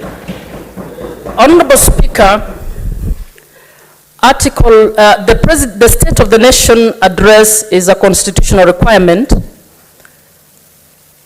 on accountability by the presidency to the people of Kenya on how the government of the day is carrying out its responsibilities in relation to the people of Kenya. Mr. Speaker, particularly how the government is ensuring that the values and principles provided for in Article 10 are being taken care of. Mr. Speaker, in paragraphs 9 and 10 of the President's speech, he reiterates this responsibility. In Article 9, he said the transformation of our economy is not only desirable and important, but it is also necessary and an urgent. And the people of Kenya have made this clear at every opportunity. And he continued to say our duty as leaders is to listen keenly and comply with the people's wishes. Mr. Speaker, how I wish that you would lead by example, by listening to what the people of Kenya are saying at this time. I would have hoped that the President, at the time he was reading the speech, would have listened to the cries of Kenyans about the cost of living in this country. Honorable Speaker, in Article 10, he made reference to the citizens' freedoms and fundamental rights. He did not speak to the whole stretch of it, but we know that the entire of Chapter 4 guarantees certain rights to the citizens of Kenya. Honorable Speaker, among these rights are the basic rights to ensure that people live in dignity. Mr. Speaker, the state of the nation is that many families are not able to make ends meet. The state of the nation is that many families are not able to educate their children anymore because levies have been put on since this government came in place that have made it difficult for many families to afford tertiary education, to afford secondary education, to afford primary education. Mr. Speaker, the state of the nation at the time we spoke is that we have rogue departments that have decided to levy taxes left, right, center that are making the poor poorer and stressing those who are doing business in Kenya. Mr. Speaker, to increase the charges on a birth certificate, on an identity card, on marriage certificate, on death certificate, on acquiring of a passport, on reclaiming citizenship for Kenyans who are born abroad, on Kenyans who are on goods of Kenyans who are coming in, including second-hand goods that people are coming in with from abroad. Mr. Speaker, that is where the state of the nation is. Kenyans are being taxed left, right, center, whether they are dead or alive, whether they are in the womb or in hospital. That is the state of the nation, Mr. Speaker. I would have loved to hear the President pronounce himself on this issue, particularly on why the Department of Immigration has decided to, without following due process, levy charges on fundamental rights. Mr. Speaker, access to the ID is a fundamental right. Paying 2,000 for an ID will make the difference as to whether a child will go to university or not. Our children are finishing Form 4. Many of them will need to acquire IDs. Many of them will require those IDs before they get help. What this government has done is to say that if you come from a poor family, forget about university education. Mr. Speaker, that is the state of this nation. Mr. Speaker, many businesses are closing. Many businesses are crossing over to Tanzania because they cannot afford the taxes in Kenya. That is the state of this nation. And I would hope that those close to the President, the friends, and others will allow him to actually get in touch with the people to understand what is going on, in order for him to truly understand what the state of the nation is and do something about the impact of his taxation policies on this nation. Mr. Speaker, Senator Cherargei, what is your point of order? Mr. Speaker, I raise understanding order number 98, standing order 103, 105, in responsibility of statement of fact. You know, even if this is a debate about the presidential speech, it is very unfortunate, but the senator has stated that Kenyans who want to go to university should forget it, because she is alleging that on the issue of school payment in the universities. Yet she is fully aware that the university model or the university payment model is being reviewed. Is it in order to allege that the government is not allowing people to go to university simply because they do not have money? Yet Higher Education's Loan Board, like 2 weeks ago, Mr. Speaker, sir, money was released for students who are ongoing in various universities. Is it in order as a responsibility? And number two, she has alleged that businesses are crossing to Tanzania. Does she have the facts to clarify our assertion, Mr. Speaker? Even if there is to substantiate, even if we are debating on the presidential speech, it does not mean that you use the floor of the House to mastering the government. I know it's the work of the opposition to do it, but they should do it constructively and with facts. Mr. Speaker, is she in order? Senator Muma, on those two issues, are you able to substantiate on what you have said? Mr. Speaker, please give me time. I will actually bring information that is actually should be within access of Senator Gerard K. How much time do you need, Senator Mumo? Within this week, I will actually submit that. I'll be able to submit on the issue the of fees. Yes, on the university, the fee structure. I'll actually, and I'm calling on all Kenyans out there very well, who have not been able to attend, to bring that list, because you want to trivialize this, so that we can give you the names of the many children who are not attending university because they don't have money. We will actually bring that list. And I'm asking Kenyans out there, please bring the names. I know some. I will bring that information, if that is the way you want us to go. I thought it is common knowledge that fees have gone high in the universities, but I'll bring it if that is what you want me to do. Mr. Speaker, the issues I'm speaking to is not because I'm opposition. Unfortunately, even children of those who voted for the president are facing the same fate. Unfortunately, families of Kenyans across board, regardless of who they voted for, regardless of their gender, regardless of their tribe, are suffering the same fate of the high cost of living. Mr. Speaker, that is the state of the nation.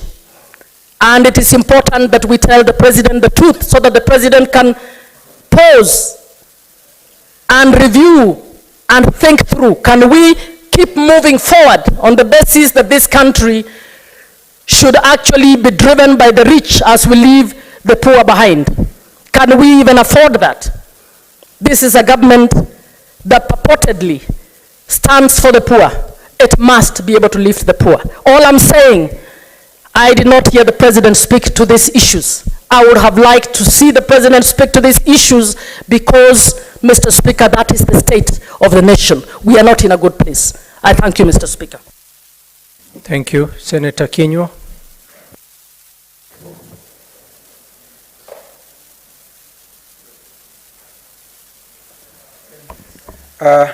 Asante Bwana Spika kwa kunipa fursa hii.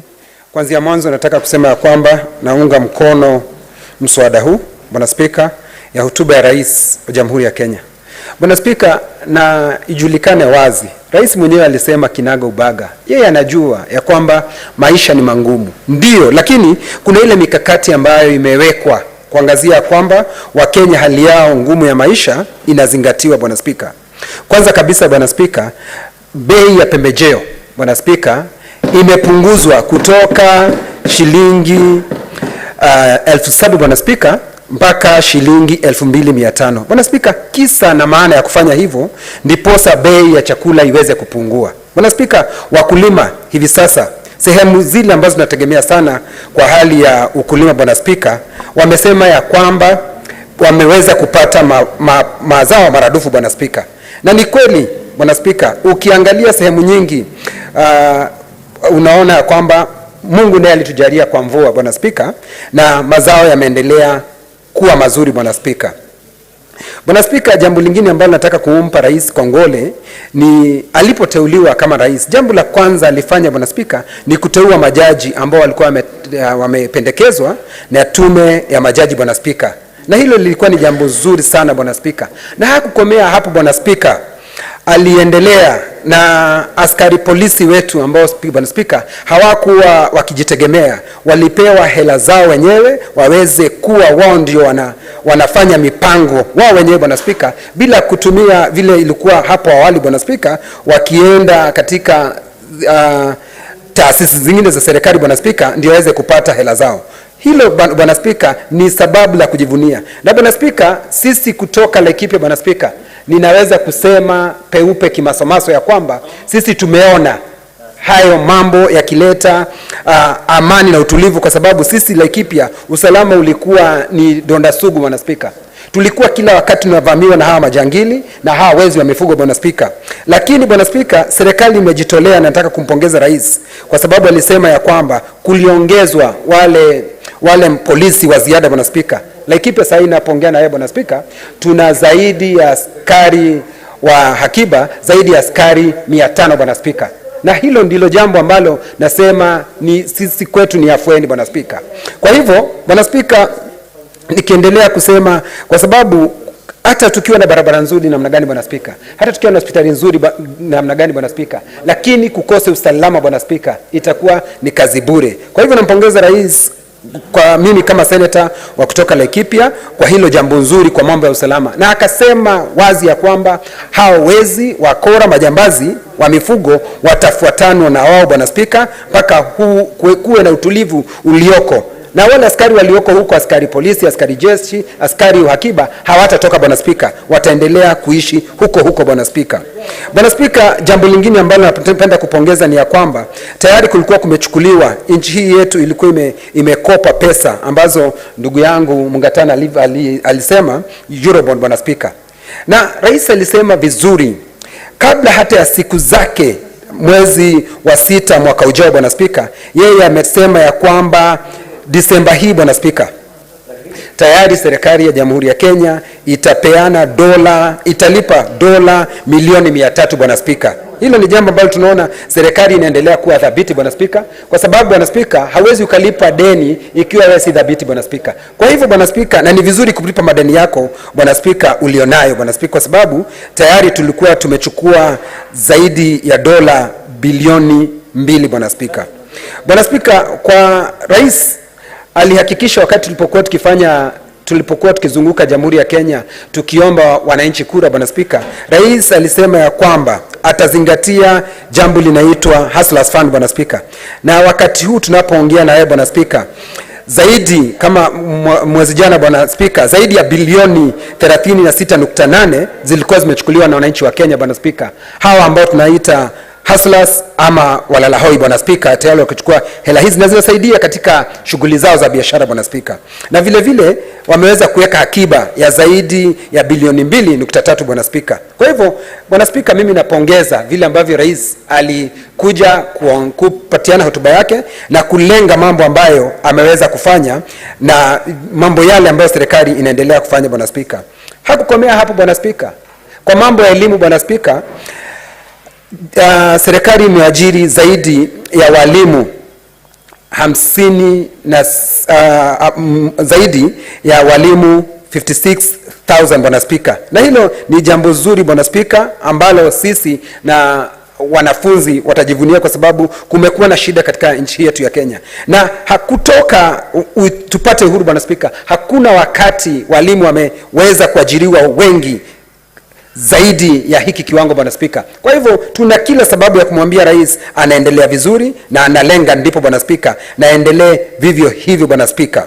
Bwana Spika hajawacha mambo, kwa sababu alisema tulipokuwa tukitembea Bwana Spika na tukiomba kura kwa wananchi ama wakati wa siasa Bwana Spika, shida iliyoko kubwa, na ndio ukweli, shida iliyoko kubwa katika Jamhuri yetu ya Kenya ni wa vijana wetu Bwana Spika kukosa ajira.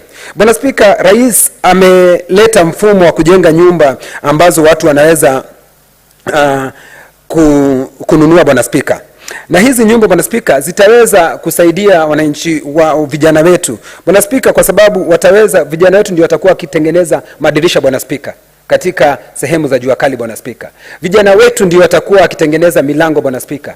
Vijana wetu ndio watapatikana pale wakifanya haya mambo, hata kama ni mambo ya kuweka hizi nyumba maji, kuweka stima Bwana Spika, na hiyo itaweza kupatia vijana wetu ajira, kwa sababu vijana wetu wengi hawachagui Bwana Spika kazi, bora wapate pesa. Na hizi nyumba ambazo Bwana Spika zitatengenezwa katika kila sehemu ya nchi ya Kenya Bwana Spika, hasa ukienda tayari zitaanza kutengenezwa pale na Nyuki mahali kunaitwa Yadi Bwana Spika, na najua hivi karibuni rais wa Jamhuri ya Kenya ataenda kufungua hizi nyumba, na najua ningependa kuambia vijana wetu wa pale na Nyuki na Laikipia wakae chonjo wakingoja kwanza kazi zitapatikana na tutaweza kufanya zile kazi Bwana Spika. Kwa hivyo nina kila sababu ya kusema ya kwamba naunga mkono mswada huu wa hotuba ya rais Bwana Spika. Ni dhahiri shahiri Bwana Spika, rais alionekana katika sikukuu iliyopita Bwana Spika akizindua hawa wauguzi wa nyanjani Bwana Spika, na tayari tuna wale wauguzi. Bwana Spika, mimi nilikuwa hata pale Laikipia wakati governor wa Laikipia alikuwa akizindua wale wauguzi wa nyanjani, Bwana Spika. Kwa hivyo hawa wauguzi 100,000 Bwana Spika wako, na tunajua wanaendelea kufanya kazi nzuri Bwana Spika, na watakuwa tegemeo, kwa sababu Bwana Spika, nchi ambayo haina afya Bwana Spika, hata utakuwa na ukosefu wa watu ambao wanaweza kufanya kazi Bwana Spika. Kwa hivyo ni kweli Bwana Spika, hawa wauguzi 100,000 tayari wako chonjo na wako gangari na wanaendelea Bwana Spika kufanya kazi ambayo wanapaswa kufanya. Bwana Spika, jambo lingine ambalo rais lilisema na ni nzuri zaidi ni hawa vijana wetu wa National Service Bwana Spika. Alisema ya kwamba wakati huu watu watachukuliwa kiasi cha watu vijana 40,000 Bwana Spika. Na Bwana Spika, kile kilichonifurahisha ni alisema ya kwamba ati watachukuliwa katika vijiji vyetu kila mahali Bwana Spika, hawa vijana wetu wa National Service watachukuliwa. Na Bwana Spika hakusimama pale, alisema baada ya wao kuenda katika National Service Bwana Spika, wakimaliza kusomeshwa pale Bwana Spika, wao ndio watakuwa wakiingia katika sehemu zile ambazo askari watakuwa wanajiunga, wanakuwa ni askari polisi Bwana Spika, baada ya kumaliza pale, alafu wanaenda katika masomo ya askari polisi Bwana Spika, askari jeshi Bwana Spika. Kwa hivyo vijana wetu katika sehemu zetu zote watakuwa wameguswa, na hili ni jambo muhimu sana Bwana Spika.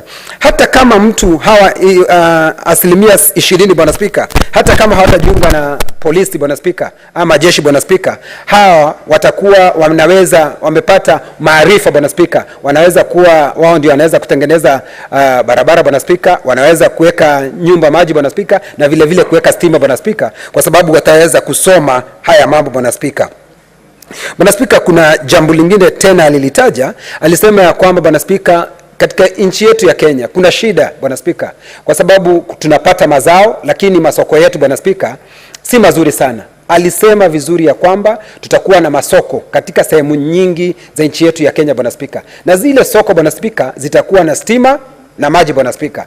Kwa hivyo Bwana Spika, hata ijapokuwa nimesikia ndugu zangu wa upinzani wakisema ati hotuba yenyewe haikuwa nzuri, Bwana Spika, Mswahili anasema mungala muue na haki umpe. Kazi nzuri imefanywa Bwana Spika, na ukitembea utaona haya maneno yote yakifanyika Bwana Spika, na si hapo si komei hapo Bwana Spika, kwa sababu nakumbuka alisema hii pembejeo, kwa sababu wakati mwingi unapata iko katika miji yetu Bwana Spika. Alisema ya kwamba ipelekwe katika sehemu za mashinani Bwana Spika.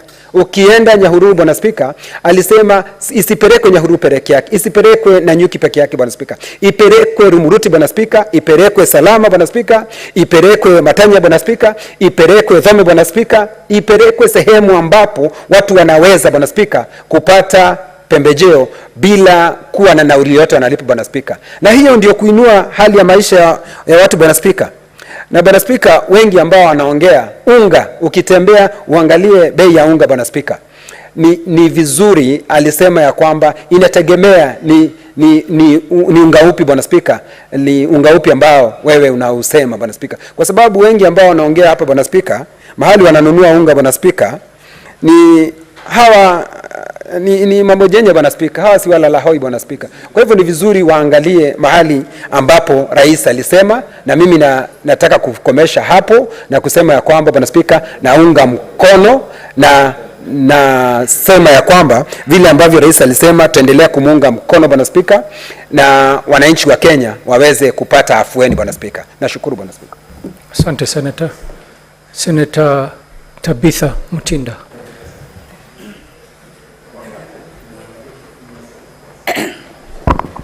Thank you, Mr. Speaker, and I want to rise by saying that I really do support and appreciate the address of the President, His Excellency Dr. William.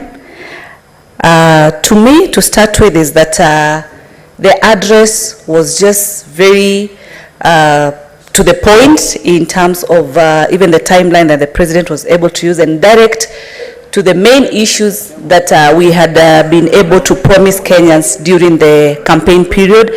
He did not even get off the things that so much we had not deliberated, but it was very much focused. It was a very well-formed address.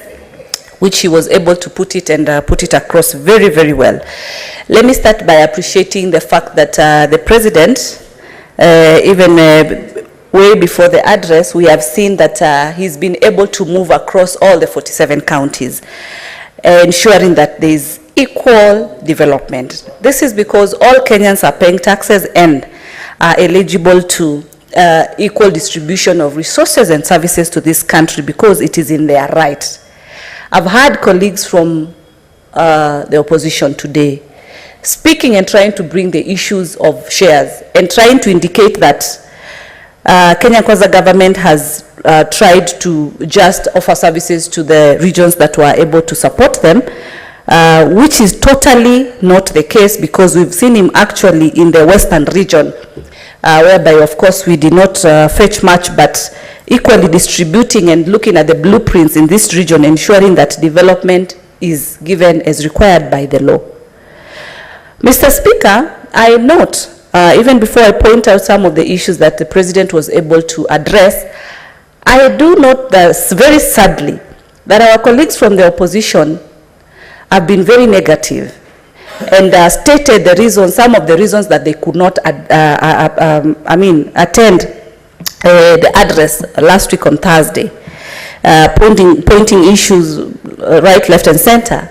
But then you wonder, why would a whole honorable member who has been elected to represent his or her own people in different regions not create time then to have an opportunity to speak with the president of this country, a president who is a president of everybody, who interacted with everybody on Thursday as we saw, who was also having different talks with different members on different issues in this country. And if the opposition in this house are very, very genuine as they try to claim, then that is the time they would have set and had an opportunity to discuss with the president on the different issues that they felt were not addressed. That is what a leader does. One thing I want to appreciate is that I know that they were very keen to listen to the progresses, and then they listened to the president because he's the president.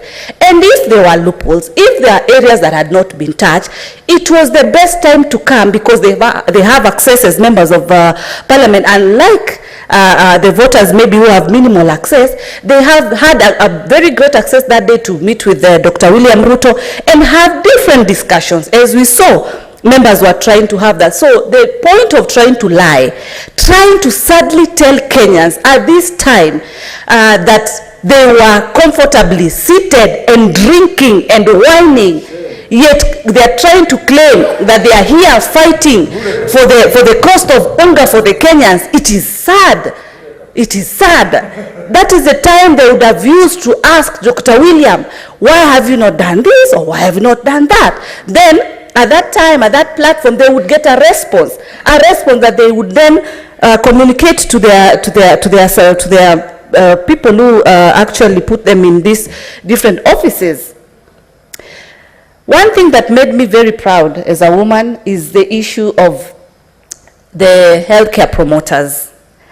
We in this House and the National Assembly were able to pass the Universal Healthcare Bill, Universal Health Coverage Bill, which had different acts in terms of the digital health, among others. And I'm happy because the president, during the, was it Mashujaa Day, was able to commission over 100,000 healthcare promoters with also equipment.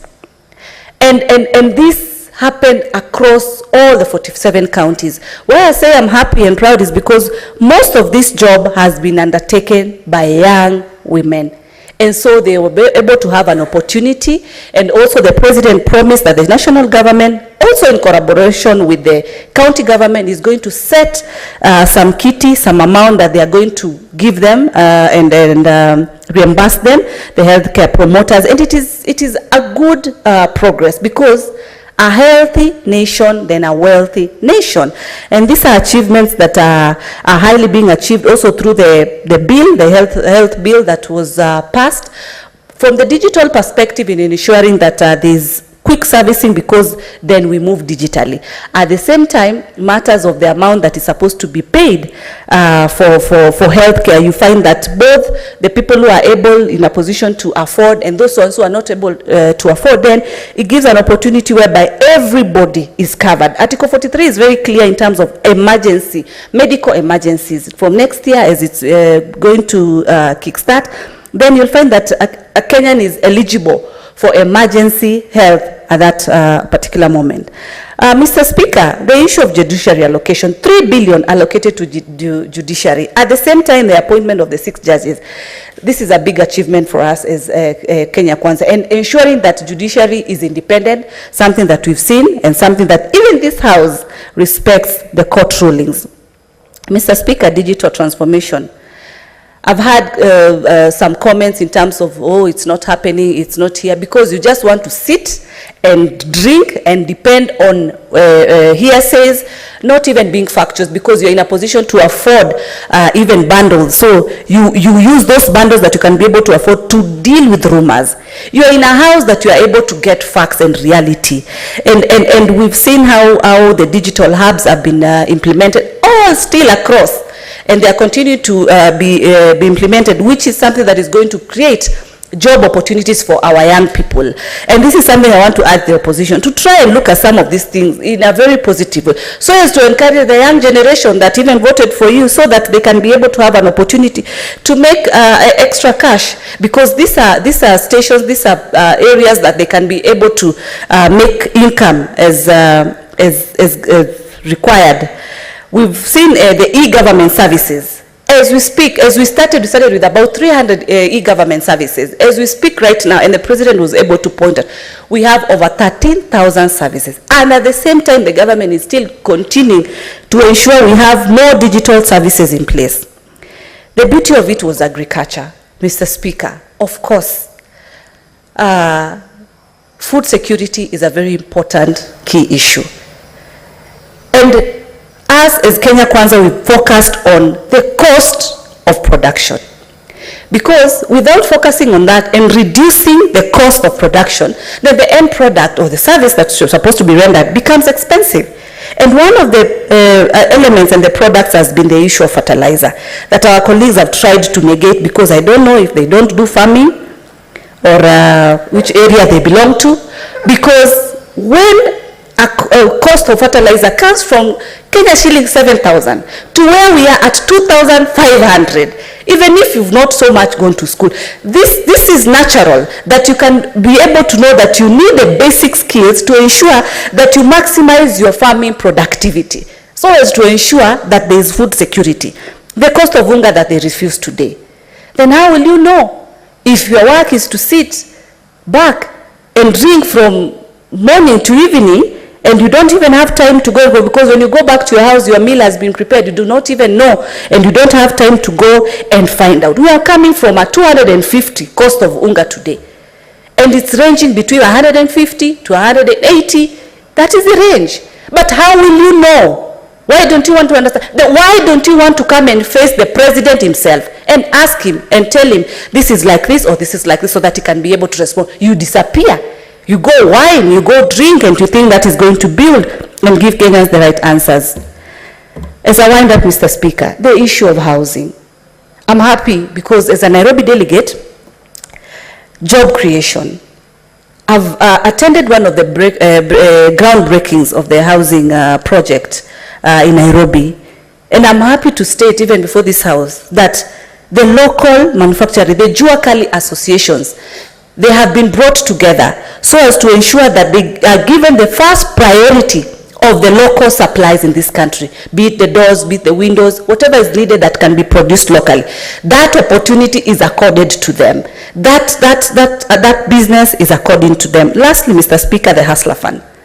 We had the President said very clearly that he was able to communicate with one of the beneficiaries of the Hustler Fund. Hustler Fund is something that we went to our voters, talked to them, and got to understand what is the problem. They were able to state the challenges that they get through the Shylocks. And we were able to focus on Hustler Fund. Hustler Fund today, as we speak, we have 36.6 billion, which has been disbursed. We have 2.3 billion, which is on savings, and we have 7.5 million, which we have the repeat customers, meaning it is working well, it is helping Kenyans. They are able to also increase their credibility levels. These are big achievements that we've been able to have and ask, and I want to wind up by asking colleagues from the opposition, use the opportunity that you have as a parliamentarian to talk to your president directly, so that all the questions that you felt that were not addressed, they can be addressed. Stop hiding in clubs, in bars, in the name of that you could not listen to the president, and get the right answer so that you give your people the right information. Thank you, Mr. Speaker. Thank you, Senator. Senator Mohammed Chute. Thank you very much, Honorable Speaker. I know we don't have much time, but let me say today, Honorable Speaker, in support of this motion, the President's address, Article 131, 1C and 240 of the Constitution elaborates that the President should have a State of the Nation address. The one that was held recently, it was the 10th one, and I want to say, Honorable Speaker, the President started a journey that was started on 13th September 2022, and subsequently that journey gave us a retreat on 16th and 17th of September 2022. In that retreat, I want to say the President passionately and convincingly talked about some very important issues. And I want to say those issues are deep down in my heart, and I really appreciate that retreat. He talked about universal health coverage.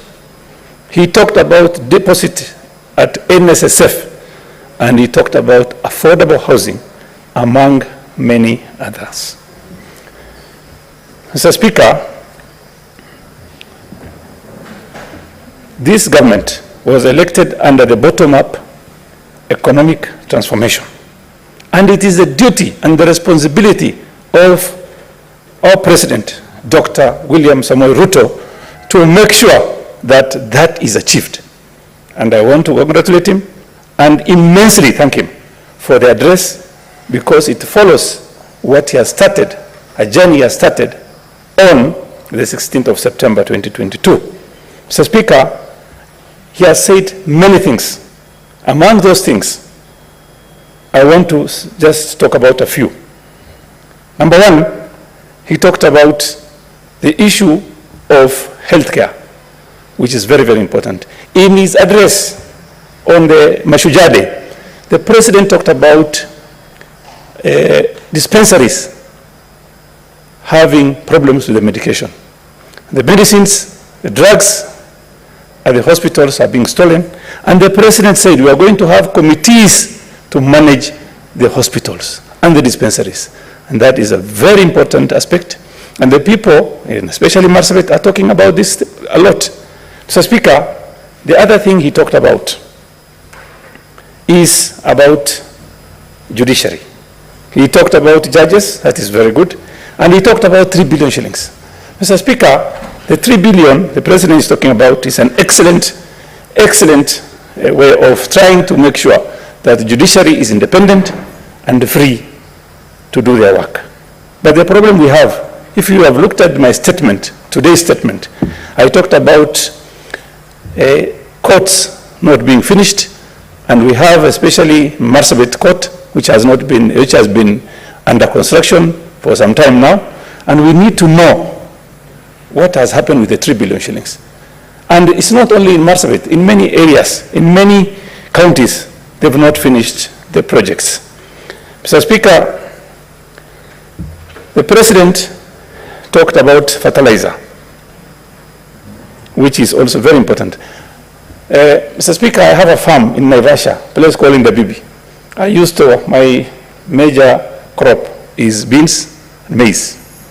Mr. Speaker, we planted maize, we got fertilizer from the government, we bought at an affordable price, and instead of harvesting 4 bags, we harvested 7.5 bags per acre, which is very good incentives from the government. And the other issue the President raised was about 300 million, which is going to be paid to settle the 2 billion Eurobond money. That is very important because it is going to help us in getting affordable credit also. The other issue, Mr. Speaker, the President raised is about affordable housing. Mr. Speaker, affordable housing, about 2 weeks ago, I talked about affordable housing, and I've been talking about affordable housing. The President, in his desire to give the people of Kenya affordable housing, he tried to make houses affordable by introducing free land, free taxes, and free transfer fees. Mr. President is doing well. But the problem we have, Mr. Speaker, is, I talked about scam 2 weeks ago. Scam, in normal dictionary, is fraudulent or deceptive act or operation. Why do I say it's deceptive and fraudulent? What is happening if you look at the motions we have, issues about Buxton. We had people complaining, coming to this house, complaining about Buxton Estate. We have Jamii Bora Estate in Kisaju. We have got Jericho, Ofafa. We have Kibera, Soweto. And we have also Jogorod construction going on. Mr. Speaker, I will say it is fraud today and tomorrow also, because the fraud does not come from the government. It is from individuals who are working in the government. And the government, the President, should check what is happening between the counties and the developers. Currently, the agreement in the normal circumstances is between a county and a particular developer. In an open market, Mr. Speaker, a developer and a landowner can go into contract, and the contract is very clear in many occasions that the developer who is going to develop the houses will have 70% of the houses that's going to be built, the units, and the owner of the land will get 30%. In these contracts, which are like it's being called affordable housing, it is 10% for the landowner, which is the public, and 90% for the developer. That's why I was saying it's a scam. Finally, Mr. Speaker, let me also talk about our region, which is ASAN. The President talked about many things. He talked about bailing out farmers, coffee farmers, sugarcane farmers, where my friend Senator Kalwale comes from. He talks about coffee, bailing out coffee farmers, sugar farmers, tea farmers. And what I didn't hear from the President, and very important one, is he didn't talk about ASAL region. In Kenya, ASAL region counties are 80% of Kenya's landmass, and 36% of the population lives in ASAL region, and 70% of national livestock herd comes from ASAL region, and 90% of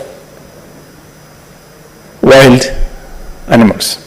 Mr. Speaker, we've lost over 70% of our livestock in ASAL region, mainly Marsabit, Mandera, Wajir, Garissa, and Turkana, Samburu. Mr. Speaker, the President has not talked about how he's going to resettle the IDPs we have and those people who've lost their animals. At least there should have been some kind of compensation for our people. We are also Kenyans. We have all the rights like the people of Kakamega. Mr. Speaker, I would have wanted the President to address this issue. Finally, Mr. Speaker, there is something the President should address. I believe, Mr. Speaker, that corruption is a major problem, a cancer for this country. Mr. Speaker, according to statistics of 2022, corruption index, Kenya is at 22 points out of 100, Mr. Speaker. Least corrupt country, Kenya is 123 out of 180 countries. Our major problem is embezzlement, bribery, procurement of fraud. Mr. Speaker, if you look at the situation now, people are saying traffic police officers or police officers are the most corrupt.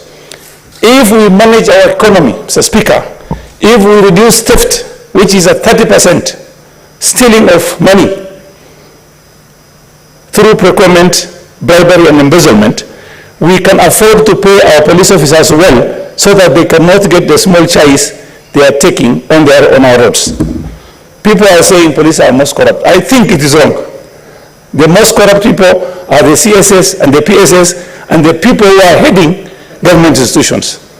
If they are not going to steal the 30%, that will make Kenya, at least police officers, to get more salaries, and the corruption they are talking about, or bribery, will reduce. Finally, Mr. Speaker, I beg to support this motion, but I should ask also the President not to forget the Asa region of Kenya, which covers 80% of the landmass of this country. Thank you very much, and may God bless you all. Thank you, Senator Chute. I presume that you have concluded your motion. That is quite okay.